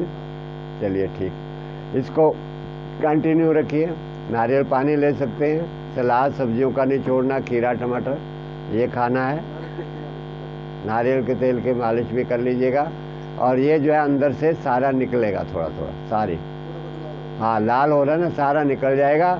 उसके ऊपर हल्के हल्के मालिश कर लिया, उसके बाद बीमारी जड़ से खत्म। किसी को थोड़ी ज़्यादा पुरानी है, थोड़ा देर लगेगा, किसी की थोड़ी जल्दी है बीमारी तो जल्दी ठीक हो जाए। ठीक है। बीच में है खुजली होती है तो उसके लिए थोड़ा रतन ज्योत लगाई थी आपने, कैसे रही? ठीक रही? कम हो गई थी खुजली? इनको बता देना, इन्होंने रतन ज्योत लगाई थी, भिगो करके पानी में लगा लेना, उससे खुजली नहीं होगी। आपको ऐसे ऐसे करके चमड़ी जो है ना वो लाल नहीं होगी, मतलब कि फाड़ने को मन नहीं करेगा, जख्म नहीं होंगे चर्बी। ठीक है, चलिए उसके आगे है सरोज बाला। सरोज बाला कौन है? हाँ जी, आपको क्या दिक्कत है? अस्थमा की है? सारे शरीर में दर्द है, पैरों के तलवे में भी दर्द है, उंगलियों में भी दर्द है। ठीक है, अस्थमा हो रहा है, आपको भी बताया मैंने कि छाती में बलगम बनी हुई है, इसलिए अस्थमा है। उसको बाहर निकालना है। बाहर निकालने के लिए उसको सबसे बढ़िया सब्जियों का रस, पेठे का रस है। रात को सोते समय अजवाइन का पानी पी लीजिएगा, 2 चम्मच अजवाइन 1 गिलास पानी में उबाल लीजिए, आधा पौना गिलास रह जाए, रात को सोते समय पी के सो जाइए। थोड़ी मुनक्का खाइए सवेरे, इतनी सारी, रात को भिगो दीजिएगा। जब सवेरे आपको टाइम लगे, दिन में भूख लगे, सिर्फ मुनक्का खानी है, रोटी के साथ, किसी चीज़ के साथ नहीं खाना। जिस हिसाब से आपका शरीर है, आप अनाज खाना भी बंद कर दीजिए 1 हफ्ते के लिए। 1 हफ्ते अनाज, दालें, दूध से बनी चीज़ें नहीं लेनी, सिर्फ पेठे का जूस, ये काढ़ा। ठीक है, रात को सोते समय अजवाइन का पानी, पानी की पट्टी पेट पे, गले पे, सिर पे 2 बार 3 बार, सवेरे की धूप लेनी है। ठीक है, इतनी देर में क्या करते हो? पफ वगैरह लेते हो, दवाई खाते हो अस्थमा के लिए? ये पफ की आपको अगर आप 1 हफ्ता बंद कर देते हैं तो छूट जाएगा, पफ नहीं लेना पड़ेगा, दवाई भी छूट जाएगी। ठीक है, ककड़ी आ रही है इस समय, ककड़ी खाइए सलाद में, खीरा कम खाइएगा। ठीक है, हरा धनिया खाइए खूब, चटनी बना करके उसकी बनाइए, या उसमें पानी मिला के, चटनी मिला के 1 गिलास 2 गिलास खूब पीजिएगा हरा धनिया, वो भी आपको ठीक कर देगा काफ़ी हद तक। उसके जब बलगम निकलनी शुरू हो जाएगी, उस समय बलगम निकालते रहिए, निकालते रहिए, निकालते रहिए। जैसे जैसे छाती साफ होगी तैसे तैसे आपका अस्थमा ठीक होगा। ठीक है, मूली मौसम की नहीं आ रही है इस समय, मूली ना लो, अच्छा, फिर भी अगर अच्छी मूली मिले तो ले लेना। सरोज बाला आपका नाम, अच्छा। नीलम, गठिया, नीलम कहाँ? आपको गठिया, आप आए थे पहले? कितने दिन हो गए? 5-6 दिन हो गए। जो बताया था वो किया? धूप की सिकाई रोज कर रहे हो? कैसे रहा 2-3 दिन में? अभी है दर्द हाथों पैर की उंगलियों में? खाने में क्या रखा हुआ है? हाँ, भूख लगने पे? हाँ हाँ, 2 बजे के बाद मिली हुई रोटी खा लेते, फिर उसके बाद शाम को कुछ नहीं लेते? पानी की पट्टी पेट पे, तिलों के तेल की मालिश करके धूप की सिकाई करते हो? एक सज्जन और आए हुए थे जिनमें दर्द था, क्या नाम था उनका? बाहर से आए थे, राजस्थान से, पीली कहाँ से आए थे वो? कहाँ चले गए वो? राजस्थान से यहाँ रहते हैं जो, वो कहाँ चले गए हैं? बताओ, वो अंदर बैठे हुए? अंदर भी नहीं है, फिर कहाँ चले गए? वो जो राजस्थान कहाँ से आए हुए थे, राजस्थान से, जिनका दर्द था शरीर में, नहीं है ना? अब देखो, यहाँ नहीं बैठे, आए हैं यहाँ रहने के लिए, इलाज कराने के लिए, पता नहीं अब कहाँ। अंदर देखना जरा कमरे में वो। चलिए, उनको दर्द था काफ़ी, पिछले बार वो मैंने पूछा था 2 दिन पहले, वो कह रहे 20% ठीक हो गया 2-3 दिन में। इसलिए तिल के तेल की खूब मालिश करके धूप में बैठना है, इससे काफ़ी हद तक आपको रिलीफ मिल जाएगा। ठीक है, और थोड़ा अभी अगर शरीर ज़्यादा भारी हो तो भी नहीं ज़्यादा भारी चीज़ें लेनी, अगर थोड़ा शरीर नॉर्मल हो जाए, सफाई हो, तिल का दूध ले सकते हैं। तिल के दूध में चिकनाई भी है और हड्डियों को मजबूत करने की ताकत भी है, और गठिया काफ़ी जल्दी है। भीगा हुआ नहीं गर्म होता। हाँ जी, आप अंदर क्यों बैठे हैं? कोई अंदर किस लिए गया? बस ये हो, यहाँ से उसको अच्छी तरह करने के आपको योग्य बना रहे हैं, ना कि आपके काम खराब कर रहे हैं। इसलिए घंटा 2 घंटे 3 घंटे मोबाइल को बंद रखें। मैं भी अपना बंद रखता हूँ, जिसकी मिस कॉलें आती हैं मैं बाद में कॉल कर लेता हूँ, हालांकि आप लोगों को बीच में होते हैं, मेरा कोई बिजनेस नहीं होता, बंद कर देता हूँ। बाद में आते हैं मैं फिर मिस कॉल कर देता हूँ, भाई बताओ क्या काम। इसलिए उनको बंद रखा करो। यहाँ पर आए हो बहुत अच्छी बात है, लेकिन कृपा करके इस चीज़ों का लाभ उठाओ। अगर नहीं सीखने का मन तो छोड़ो, काय के लिए फिर टाइम खराब कर सकते। चलिए, मीना, नस दबी हुई है जिस कारण से दोनों पैरों में दर्द रहता है। मीना कौन है? आपको है, आपको बताया था पहले? पहली बार आए हैं? पहली बार आए हैं? चलिए, पैरों में उसमें दर्द रहता है, पेट साफ होता है? नहीं होता तो पेट साफ करने के लिए आपको या तो रोज ये अनीमा लेना है, और या फिर आप अमलतास का काढ़ा रात को सो करके सोने से पहले लीजिए, सोते समय, सवेरे उठते लीजिए, 2 बार लीजिएगा। कुछ भी खाते गैस बनती है तो हजम आपका डाइजेशन वीक है, इसलिए आप लोग अभी पेठे का रस से भी गैस बनती है। सब्जी की बात नहीं, हम जूस की बात कर रहे हैं। ये जूस जो है डेली पीना, पेठे का जूस, ठीक है, जब तक ठीक नहीं हो जाते। सलाद एक पेट भर के खानी है, नारियल गिरी थोड़ी डाल करके, सलाद ज़्यादा, खीरा, टमाटर, हरा धनिया, और इसके अलावा उबली हुई सब्जियां शाम को। अभी रोटी 2-3 दिन मत खाओ, डाइजेशन कमज़ोर है, पेट को थोड़ा आराम मिल जाएगा। उसके बाद में 3-4 दिन बाद फिर हरी रोटी खानी शुरू करें एक टाइम, धीरे धीरे पेट पर लोड डालें। एकदम पेट भर के खाएंगे तो गैस बनेगी, डाइजेशन खराब हो गया। चाय वाय पीने से, ज़्यादा चाय पीती रही? कभी नहीं पी चाय? आज तक कभी नहीं करी? ये चाय बिल्कुल बंद कर दो, चाय अच्छी चीज़ नहीं है। ये है अमलतास की फली, ठीक है, इसको इतनी सारी 4 इंची तोड़ करके काढ़ा गुद्दा निकलेगा, उसको भिगो दीजिए, सवेरे शाम को उबाल करके पानी पी लीजिए सोते समय, रात को भिगो दीजिए, सवेरे उबाल के सवेरे पानी पी लीजिए।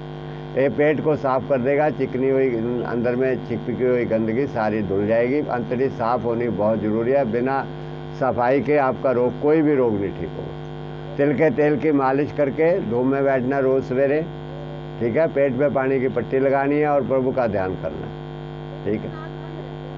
नाक बंद इसलिए रहते, बलगम जमी हुई है और वो बलगम अंदर में भी है, ठीक है, उसको बाहर निकालना है। उसके लिए पत्तेदार सब्जियों का ज़्यादा सेवन करना है, उसका रस वो पतली करके निकाल देंगी। पेठे का रस हुआ, मूली मिले मूली ले लो, ठीक है, खीरा टमाटर ले लो, ये चीज़ें निकाल, हरा धनिया वो भी निकाल देगा काफ़ी हद तक, ठीक है। हरा प्याज भी ले सकते हो, पत्ते वाला, ठीक है, वो भी बलगम जमी हुई को बाहर निकाल देता है, चिपकी हुई गंदगी। चलिए, उसके बाद में आता है अरुण कुमार। हाँ जी, आपको क्या दिक्कत है? चेहरे पर राइट साइड में लकवा हो गया था, 1 महीने पहले से आंख बंद हो गई थी, अभी भी नहीं बंद हो रही, हो पाती? शुगर है आपको? हाँ, 400 तक। अभी कितनी रहती है? 150 थी, कम हो गई है। दवाई खाते हो? चलिए ठीक, आज नहीं खाइए, पहले आपकी शुगर का इलाज करते हैं, बाकी ये जो है ये भी साथ साथ हो जाएगा। कहाँ से आए हो आप? गुड़गांव से आए हो तो आप लोग 2-4 दिन यहाँ सवेरे सवेरे आ जाइएगा, ठीक है, तो हम आपको पूरा ट्रीटमेंट यहाँ करवा देंगे। और वो कहाँ चले गए? करमवीर जी। करमवीर जी हैं क्या? ये आपका इलाज, इनके ये आँख पर लकवा हो गया था इनको, आप जैसे ही हो गया था, इनको भी थोड़ा लकवा हो गया, ज़रा इनको बता देना, जरा इनसे आप मिल लेना, ये बता देंगे। हाँ, क्या लकवा कैसे ठीक होया आपका, यही बता दीजिए, मैं तो थोड़ा शॉर्ट में बता दें। बोलूं, आवाज आ रही? बात ये थी कि 6 अप्रैल में 24 अप्रैल को वैसे ही, और ये भी था कि किसी खान पीन की कॉफी वॉफी या वैसे शरीर तो ठीक था, पता लगा नहीं। फिर ऊपर से जब ये शंख बजा जब तो खूब करती है सुबह बनकर लोग तो कुल मिलाकर क्या हुआ कि बाद में पता लगे 2 दिन बाद भैया तो आवाज में गड़बड़ होगी, क्योंकि बीच में नींबू पानी पी लिया, नींबू पानी मत पीना। उस टाइम जैसे इन्होंने बताया महाराज जी ने, उस टाइम फ्रूट जेल का तिल का तेल जो है ना वो नुआए करके पी लेते तो वो जाती नहीं। तो फिर ये हो गया, मुँह ऐसा हो गया, आँख बंद नहीं होती थी। इन डॉक्टरों के पास ही इन लोगों ने वही इंजेक्शन यहाँ पे वो लगेगा करंट, बोल 6 महीने का ये प्रोग्राम और बाकी ये प्रोग्राम मैं परेशान, मैंने कहा 8-10 दिन बाद मैं वैसे आता था जैसे आप लोग कोई नए आए होंगे, कोई खिचड़ी खा जाएगा, कोई और कुछ खा जाएगा। अरे बोले और रखे है धूप पानी मिट्टी हवा से कैसे, तो धूप पानी मिट्टी हवा से हुआ, तेल की मालिश करी, मिट्टी का उबास किया, पत्ती लगाई, थोड़ा सा मेहनत करी। जो यहाँ काम करने आए ट्रीटमेंट कराने थे वो थोड़ी घास फूस काट लिया करो, मैं तो ये करता था। क्योंकि मैं न तो बाबा जी बोलता नहीं कोई और कहता, हम तो अपने आप करा, नहीं कोई इतने आदमी और आपके सोचता ही। ये बात है 4 साल पहले की, 24 अप्रैल 2019 की बात है ये। 19 की 18 की मेरे ध्यान में 18 की है। तो इसलिए इसमें कोई प्रॉब्लम नहीं है, बस अभी शुरू कर दे काम। और ये जो बताएं महाराज जी वो भी शुरू कर दे, गौमूत्र पीना शुरू कर दे, थोड़े पेट पाट साफ हो जाएगा। बाकी जैसे बताएं वैसे करते जाना। जो भी हर आदमी की हर तासीर अलग अलग होती है, हर बीमारी अलग अलग होती है, उस हिसाब से कुछ चीजें ऐसी होती है। जैसे ये जो चीजें है ना, ये तो भाई सबके लिए हो, सबके लिए होते, तो इसी प्रकार से ये सबके लिए, तो ये जैसे कहें वैसे यूज करो। बस धन्यवाद। चलिए ठीक है, 2-4 दिन आ जाना यहाँ पर। कुछ चीज़ें कॉम्प्लिकेटेड होती हैं जो आप घर पे नहीं कर पाते, ठीक है। 2-4 दिन यहाँ आके कर लेंगे तो जल्दी ठीक हो जाए। चलिए उसके बाद माया देवी, जोड़ों का दर्द, लीवर में परेशानी। कौन है माया देवी? माया देवी कौन है? आपको अभी बताया जोड़ों के दर्द का, पहली बार आई है? अभी बताया ना सबको, तिल के तेल की मालिश करके धूप की सिकाई करनी है। लीवर में क्या परेशानी है? सूजन आ जाती है, तो पेठे का जूस लेना है ये सवेरे, ठीक है। काढ़ा पी लो एक बार सवेरे। कहाँ से आए हो आप? कृष्ण, अच्छा। इसके साथ इसके गैल आए हो तो ये जब भी आता है एक आध बार चक्कर मार जाया करो, ठीक है। ये पेठे का रस, सलाद एक बार प्लेट भर के, रात को उबली सब्जियाँ, नारियल का पानी बीच बीच में, पानी की पट्टी, सवेरे धूप की मालिश अच्छी तरह लगा के, तिलों के तेल की मालिश करके धूप में बैठना। इतना काम करना, इससे लीवर भी ठीक हो जाएगा, थोड़ा वजन भी कम हो जाएगा। और बीच में 2 दिन 3 दिन में फिर हमारे को रिपोर्ट देनी है, कुछ चीज़ें हम चेंज कर देंगे। पेट साफ होता है रोज़? पेट नहीं साफ होता, नहीं होता तो ये अमलतास का काढ़ा डेली पीना, रात को भी सवेरे भी। पेट साफ जब तक नहीं होगा तब तक रोग ठीक नहीं होगा, ठीक है। चलिए गांधी जी। हाँ जी, हाँ जी, आप बताइए क्या प्रॉब्लम? मेरी टांगें जो हैं पूरा काम नहीं करती, और चलता हूँ तो थकावट हो जाती है, और तो बैठा नहीं जाता, बैठे नीचे। देखिए आपकी परेशानी हल होगी थोड़ा पेट भी मेरा दुख जाता अगर तो आपने थोड़ा बहुत घर में करना है, है। ठीक है। फिर तो आप कब्ज के लिए ये खा लिया करो। ये अगर आपको करना है हल्का फुल्का थोड़ा बहुत इलाज, फिर तो आप घर में कर लिया करो। रहने आए तो फिर बात खत्म, फिर पूछे मत, फिर चुपचाप रहने आए तो ठीक है। चलिए छोड़िए, फिर तो आपका खत्म हो गया। आप सुरेश गांधी आपका नाम है? कुसुम यादव, कुसुम यादव, हाँ जी। आपको क्या है? शुगर, कब्ज, घुटने में दर्द, बदन दर्द, आंखों की रोशनी भी कम है। कहाँ से आए हो आप? गुड़गांव से आए। तो आपको बीमारियां काफ़ी हैं। अगर आपने छोटा मोटा करना है थोड़ा बहुत इलाज, तो सवेरे पेठे का जूस पी लो, ये काढ़ा पी लो। आप कर रहे हो इलाज? आके गए हो तो शुगर ठीक हो गई? 150 हो गई है? चलिए वो तो ठीक हो गई। पेट में क्या दिक्कत है? लेटरिन नहीं जाती तो अभी गर्मी बढ़ी है, पेट पे पानी की पट्टी 3-4 बार 5 बार लगाओ। अंतड़ियों में गर्मी दवाइयाँ खाने से बढ़ी हुई है, मल सूख जाता है। हाँ इसीलिए अंदर में गर्मी, कब्ज होने के कारण ही दर्द भी होता है। गैस चली जाती है अंदर में, तेजाब बढ़े हुए हैं। ये अमलतास का काढ़ा दिन में रात को सोते समय सवेरे उठ करके 2 बार पियो लो। फिर नहीं फर्क पड़ता 2-4 दिन यहाँ एडमिट हो जाओ, या सवेरे आ जाओ, शाम को चले जाओ।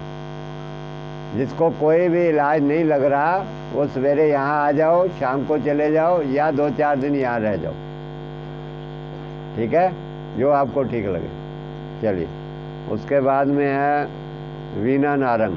हाँ जी, आपका हो गया खुजली? ठीक नहीं हो रही है? खांसी है तो अच्छी बात है, बलगम निकल रही है, निकालो बलगम को। निकल रही है बलगम निकालो, खांसी आती है इसीलिए बलगम निकालने के लिए, इसलिए बलगम को निकालना, खांसी को रोकना नहीं है। वो भी मल्ला बंद किया, निकल रही है। खुजली के लिए वो आपने लगा ली रतन जोत, उससे काफ़ी आराम आ गया। बाकी खाने के अंदर भी अनाज बंद कर दो जो ज़्यादा है, मीठा बिल्कुल नहीं खाना, बंद किया था, ठीक है। धूप की सिकाई हल्की सुबह की ले लो, और ये पेठे का जूस, सब्जियों का सलाद, ये छोड़ना नहीं है, इसको खूब खाना है। पेट साफ रोज़ होना चाहिए, नहीं होता। पेट साफ हो रहा है तो ठीक है। काफ़ी पहले से कुछ फ़र्क नहीं पड़ा खुजली में? अब फर्क, हाँ,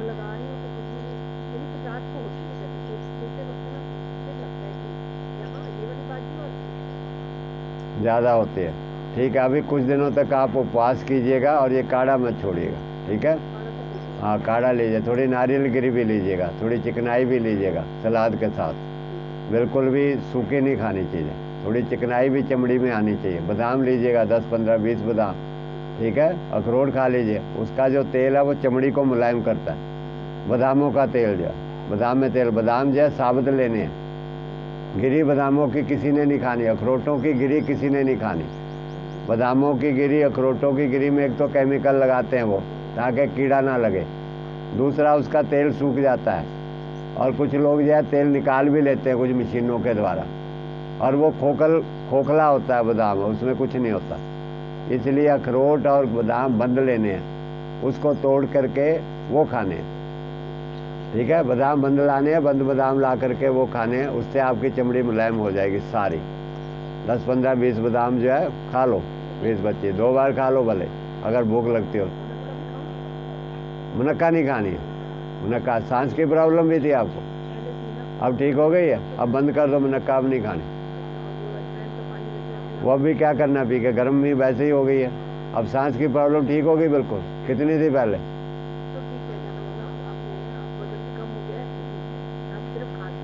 हाँ, चलिए ठीक है, ये भी ठीक हो जाएगी। चलिए, और कौन है? दिनेश राठी, सर्वाइकल स्पॉन्डिलाइटिस, गर्दन में दर्द, इनका एक्सरसाइज है, उसकी आप एक्सरसाइज कर लेना, ठीक है, आपका ये ठीक हो। चलिए, सबका हो गया, बैठ जाइए। किसको? आपको? चलिए, वो भी करवा दें। हाँ जी, आप बोलिए। हैं? मम्मी आपकी? मामी, इनको क्या हो गया?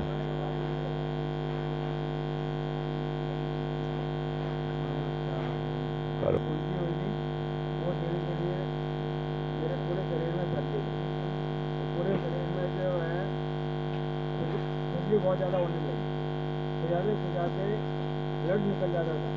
मैं हाफ वाली भी शर्ट नहीं पहन सकता था, पूरा ये मेरे हाथ पूरे भर जाते, खुजाते ब्लड निकल जाता है इनमें।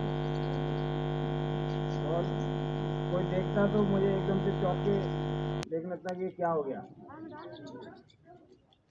अभी पिछले महीने आया मैं, 3 दिन का कैंप लगा था यहाँ, 3 दिन यहाँ रुका, और इनके बताए अनुसार मैं सारी चीज़ें कर रहा हूँ।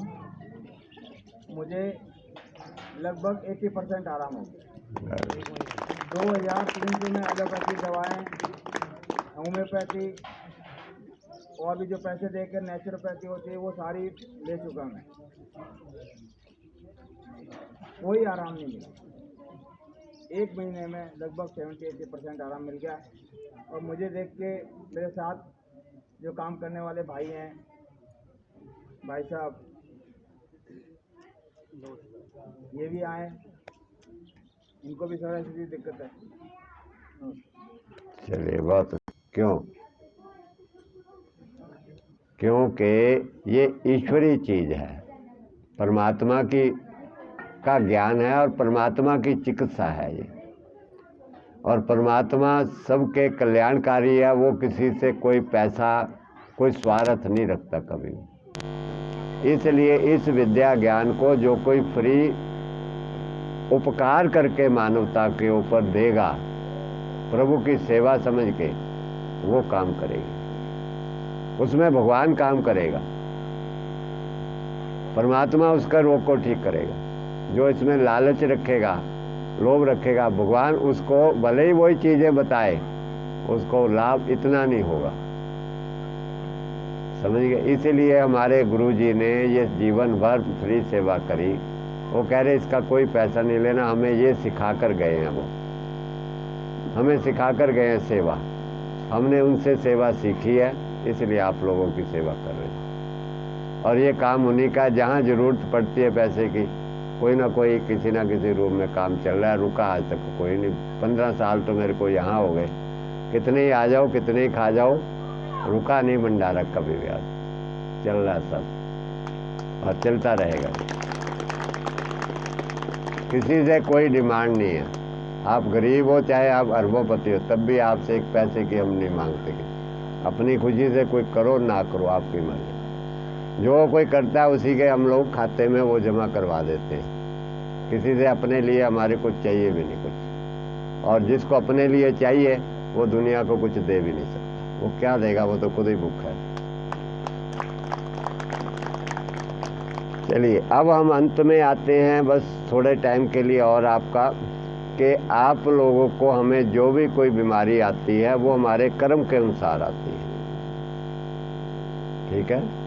अब आप लोगों को अपना कर्म भी अच्छा करना, कर्म भी अच्छा करना। खाली पेटे का जूस आप पीते रहे, कर्म अपना ठीक नहीं किया तो भी आप ठीक नहीं होंगे। इसलिए आपको नेक इंसान बनना है, एकदम पवित्र इंसान बनना है। अपने मन से झूठ, कपट, चोरी, हर वक्त लेने की भावना, हर वक्त स्वार्थ की भावना, हर वक्त खाने की भावना, ये सारी भावना मिटा दो। बोल वाणी सॉफ्ट होनी चाहिए, प्रेम पूर्ण होनी चाहिए। खाऊ की तरह नहीं, अकड़ के नहीं, अहंकार नहीं होना चाहिए। बिल्कुल सॉफ्टनेस, विनम्रता होनी चाहिए। आपके अंदर अच्छे गुण होने चाहिए। अच्छे गुणों से आपका जीवन मूल्यवान बनेगा, दुर्गुणों से आपका जीवन नीचे गिरेगा। अगर आपको शुगर ठीक भी हो गई तब भी जीवन का कोई मूल्य नहीं, अगर आपके अंदर गुण नहीं। ये गुण हमारे गुरुजनों ने, संतों ने, महापुरुषों ने सिखाए। रामचंद्र जी महाराज को गुरु जी ने, वशिष्ठ जी ने विनम्रता सिखाई। नमन्तो फलनो वृक्षः, नमन्तो गुणोतो जनः, शुचक काष्ठानि मूर्खाश्च नमन्तो कदाचनः। बचपन से सिखाया। क्या सिखाया? नमन्तो फलनो वृक्षः, के जो फलदार वृक्ष है वो झुकता है,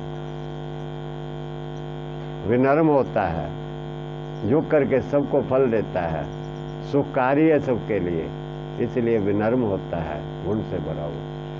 नमन्तो गुणोतो जनः, वो व्यक्ति जिसमें गुण है वो भी झुकेगा, विनम्र रहेगा, अकड़ा हुआ नहीं होगा कभी। फिर कहते हैं शुचक काष्ठानि मूर्खाश्च, सूखी लकड़ी, शुचक सूखी हुई लकड़ी, काष्ठानि मूर्खाश्च, और मूर्ख मनुष्य, नमन्तो कदाचना, वो कभी नहीं झुकेगा, अकड़ रहेगा, अहंकारी रहेगा।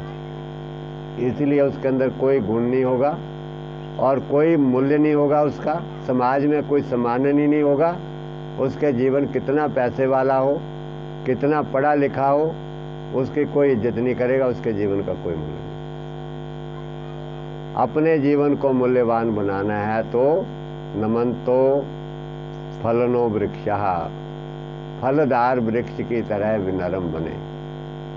बोल वाणी अपनी सबके साथ प्रेम पूर्ण रखे। मैंने देखा बोल वाणी बहुत लोगों की गलत है, बहुत लोगों की बोल वाणी गलत है। मुझे शिकायत भी करते रहते हैं, जी फलाने आदमी ने ऐसे बोला, उसने ऐसे बोला। हमारे साथ रहने वाले व्यक्ति भी बहुत गलत बोलते हैं, मेरे सामने नहीं आगे पीछे बोलते हैं, पता तो लग ही जाता है। मगर मैं उनको साथ फिर भी अपने इसलिए रखता हूँ कि आज नहीं कल, कल नहीं बोलूँ तो उनका स्वभाव चेंज हो जाएगा, फिर सुधर जाएंगे।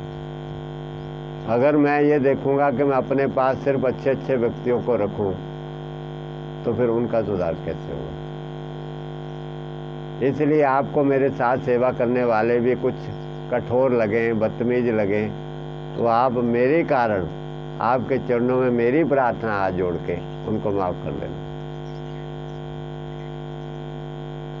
मैं हमेशा ये करता हूँ कि वो जल्दी किसी तरीके से उनका अवगुण जल्दी ठीक हो जाए, इसलिए मैं उनको दूर भी नहीं करता कि दूर जाएंगे ना तो वहाँ इनके जूते पड़े, मारेंगे, इनको मार खाएंगे, ये किसी को उल्टा बोलेंगे। वहाँ बोलते भी नहीं है, यहाँ बोलते हैं, क्योंकि यहाँ माफ़ हो जाने। इसलिए फिर भी धीरे धीरे करके उनमें बदलाव आएगा। इसलिए आप लोगों को कोई कुछ कह दे उनको क्षमा कर देना, ठीक है। क्षमा का गुण भी एक बहुत बड़ा है। हमें सबको मिल कर के इस काम को चलाना है, सबके साथ, और सबकी ज़रूरत है। अकेला मैं करूँगा काम को, कैसे करूँगा? इसलिए आपकी सबकी जो सेवा करने आता है, हम कहते हैं आ जाओ, उसको गले से लगाते हुए करो। कुछ कमियाँ हैं तो सुधार कर लेते हैं, उनका फर्क क्या करें भाई। ऐसे नहीं कहना, ये नहीं बोलना, धीरे धीरे कहते पत्थर पे बूंद पड़ती है तो कभी ना कभी खड्डा तो कर ही देती है ना। कितना भी बुरे से बुरा व्यक्ति आ जाए, जो रोज़ कहते हैं, समझाते हैं प्यार से, तो कुछ ना कुछ तो मान ही जाते। इसलिए विनम्रता रखनी है, अच्छे गुण रखने। आप भी अपने समाज में, परिवार में, आस पड़ोस में जहाँ रहो वहाँ झगड़ा तगादा नहीं करना। आसी पड़ोसियों के साथ प्रेम बना के रखना, परिवार में प्रेम बना के रखना। पैसे के रिश्ते नहीं बनाने। कोई पैसा वाला है तो रिश्ता नहीं देगा, कोई गरीब है तो नहीं, बिल्कुल नहीं। भगवान कृष्ण ने जो कुछ हमें शिक्षा दी ऐसी नहीं दी। उन्होंने सुदामा के साथ दोस्ती निभाई, राजा बन करके भी वही प्यार दिखाया, हमें सिखाने के लिए कि तुम्हारे पास 2 पैसे आ गए या थोड़ा सा पढ़ लिख गए तो तुम लोग आसमान को मत चढ़ जाना, किसी को पहचानो ही नहीं, ऐसा मत बोलना। अपने पुराने दोस्तों, मित्रों, रिश्तेदारों के साथ वैसा रिश्ता बना के रखना जैसा आपका पहले था। घमंड मत करना किसी चीज़ का भी। भगवान कृष्ण ने इतना सा भी घमंड नहीं है। जैसे ही सुना सुदामा आया मेरा मित्र, राजपाट छोड़ करके नंगे पाँव ही भाग ले। अरे वो मेरा यार दोस्त पुराना, ये नहीं सोचा मैं बादशाह हूँ और वो गरीब है, अब कहा क्या लेना देना उससे, नहीं, वही प्यार, वही कुछ। राजपाट का घमंड है ही नहीं, बिल्कुल ही सब कुछ होते। गले से लगाया, पाँव धोए, पाँव से कांटे निकाले, सारी गरीबी दूर करी। ये है फलदार वृक्ष की तरह जीवन मनुष्य का। इसलिए आप कुछ बन गए, अफसर हैं, पैसे वाले हैं, किसी को हरा भरा करो, किसी के दुख दर्द को दूर करो, किसी को ऊपर उठाओ। ये आपका फायदा है। आप खाली अक्कड़ दिखाते रहते हैं, मैं ये हूँ, मैं वो, तो कौन तुम्हारी अक्कड़ सहेगा? 10 गालियाँ मिलेंगी, तुम्हारी कोई इज्जत नहीं। इसलिए हर तरफ से आपने अपने जीवन को अच्छा बनाना है।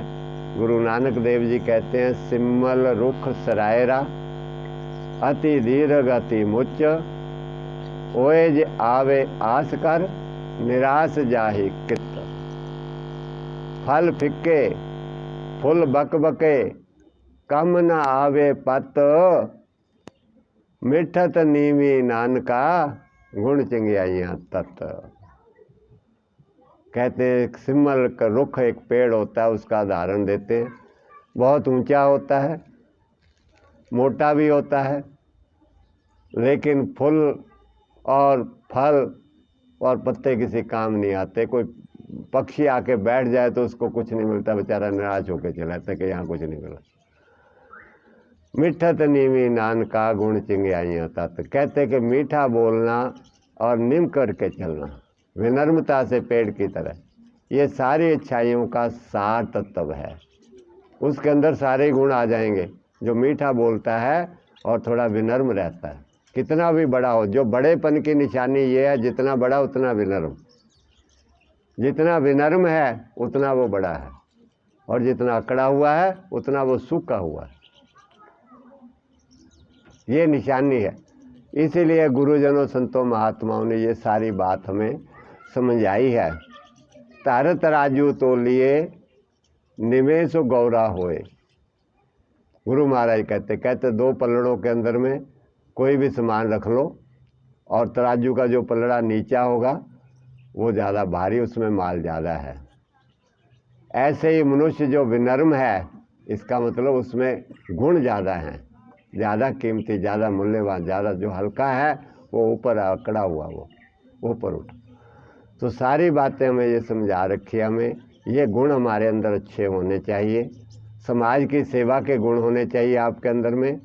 जो भी पड़ोसी दुखी है उसकी मदद करें, हर किसी की मदद करें, तभी आप ये गुरुजनों की आशीर्वाद, उनकी कृपा आप पर बरसेगी, तभी बरसेगी। आप कहें जी मेरा रोग ठीक हो जाए, अकड़ आप में भरी पड़ी है, घमंड भरा पड़ा है, कोई काम आप करके राजी नहीं है किसी का भी, तो ये पेठे का रस और आपका सब्जी सलाद कुछ आपको करने वाला नहीं। इसलिए अच्छे गुणों को धारण करके एक नेक इंसान बनना है, झूठ नहीं बोलना। समझ गए बात? सांच बराबर तप नहीं, झूठ बराबर पाप, जाके हृदय सांच है ताके हृदय आप परमात्मा को चाहते हैं कि हमारे साथ रहे, हमारे काम करे, तो सत्य अपने हृदय में धारण करो, तब वो हृदय में बैठेगा, तब तुम्हारी मदद करेगा। झूठ कपट भरा हुआ तो नहीं करेगा मदद, किसी की भी नहीं करेगा जिसके अंदर में झूठ कपट है। तो भगवान कृष्ण ने भी सबरी के बेर खा लिए, और बड़े बड़े ऋषि मुनि घमंड से भरे हुए थे अपने वेदों शास्त्रों के ज्ञान के कारण, उसके घर नहीं गए। देख लो हिस्ट्री सारी। गुरु नानक देव जी ने भाई लालो की रूखी रोटी खा ली और मलिक भागों का 36 प्रकार के पकवान नहीं खाए और निचोड़ के दिखा दिया, देखो खून भरा हुआ। क्या मतलब कि परमात्मा, संत, महापुरुष, जो व्यक्ति धर्म पे चलता है उसके साथ है, भले ही वो गरीब है, गरीब अमीरी से उससे कोई मतलब नहीं है, भले ही वो गरीब है, उसका साथ दिया। देख लो भगवान किसी ने विदुरानी के छिलके ही खा लिए, ले छिलके ही खा लिए और खुश है एकदम, और दुर्योधन के 36 प्रकार के पकवान नहीं खाए, वो छोड़ दी। ये सब चीज़ें हमें शिक्षा देने के लिए हैं कि भगवान हमेशा धर्मी कर्मी के साथ रहेगा। जब आप धर्म पे चलेंगे, नेक इंसान बनेंगे, तो आपको कोई कष्ट भी आएगा, भगवान साथ है तो निपट लेंगे। पांडवों भगवान के साथ रहे तो जीत पाए, वरना किसी कीमत पर पांडे नहीं जीत सकते थे कुछ भी। हार गए थे, द्रौपदी की क्या दुर्गति होने वाली थी, बच गई कि याद करिए आखिरी टाइम में भगवान को, वरना उसको कोई बचाने वाला भी नहीं था। सारे तो ऐसे बैठे हुए थे नीचे, कौन बचाता। इसलिए परमात्मा को साथ रखना अपने, ठीक है। हर किसी सत्य, बिल्कुल सत्य बोलना है, कोई कपट नहीं करनी, चोरी नहीं करनी। आप कोई अफसर है, रिश्वतखोरी नहीं करनी, बिल्कुल भी किसी से रिश्वत नहीं लेनी। रिश्वत लोगे तो दुखी हो जाओ। और सेवा करनी है, जितनी आप सेवा कराते हो उससे लाख गुना ज़्यादा करनी है आपने, ये भी सोच लो। लाख गुना ज़्यादा करनी है सेवा।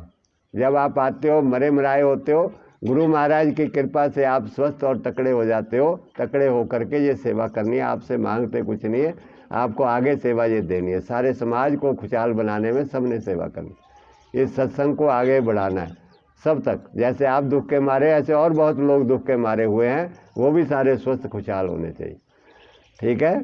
जब भी कहीं सत्संग होता है, वहाँ जो जा सकते हैं वहाँ जाएं, ठीक है। लोगों को लेके प्रेरणा दें ऐसी, जैसे अभी के लोगों ने बताया मेरा ये ठीक हो गया, इससे लोगों को प्रेरणा मिलती है कि भाई अच्छा आप ठीक हो गए तो हम भी ठीक हो जाए। ऐसे अच्छी चीज़ों को फैलाना है, बुरी चीज़ों को हमने समाज में ख़त्म करना है। चलिए, और किसी का कुछ? टाइम हो गया और रोटी वगैरह भोजन तैयार है। कितना टाइम हुआ? 2 बज गए। हाँ, 2 बजने वाले हैं, 1 बजे तक का टाइम था। ये सारा कसूर मुझे मत दो, लेट आप भी आते हो, आराम आराम से घर में आते हैं ना। मैं 6 बजे यहाँ बैठ जाता हूँ अकेला, यहाँ कोई नहीं होता, मैं बैठ जाता हूँ अकेला। फिर इक्का दुक्का कोई यही आश्रम का यहाँ बैठेगा कि चलो भाई गुरुजी बैठे अकेले, बेइज्जती कम से कम मेरी इतनी तो ना करे, कि कोई भी नहीं बैठा है, इक्का दुक्का आके बैठ जाता है।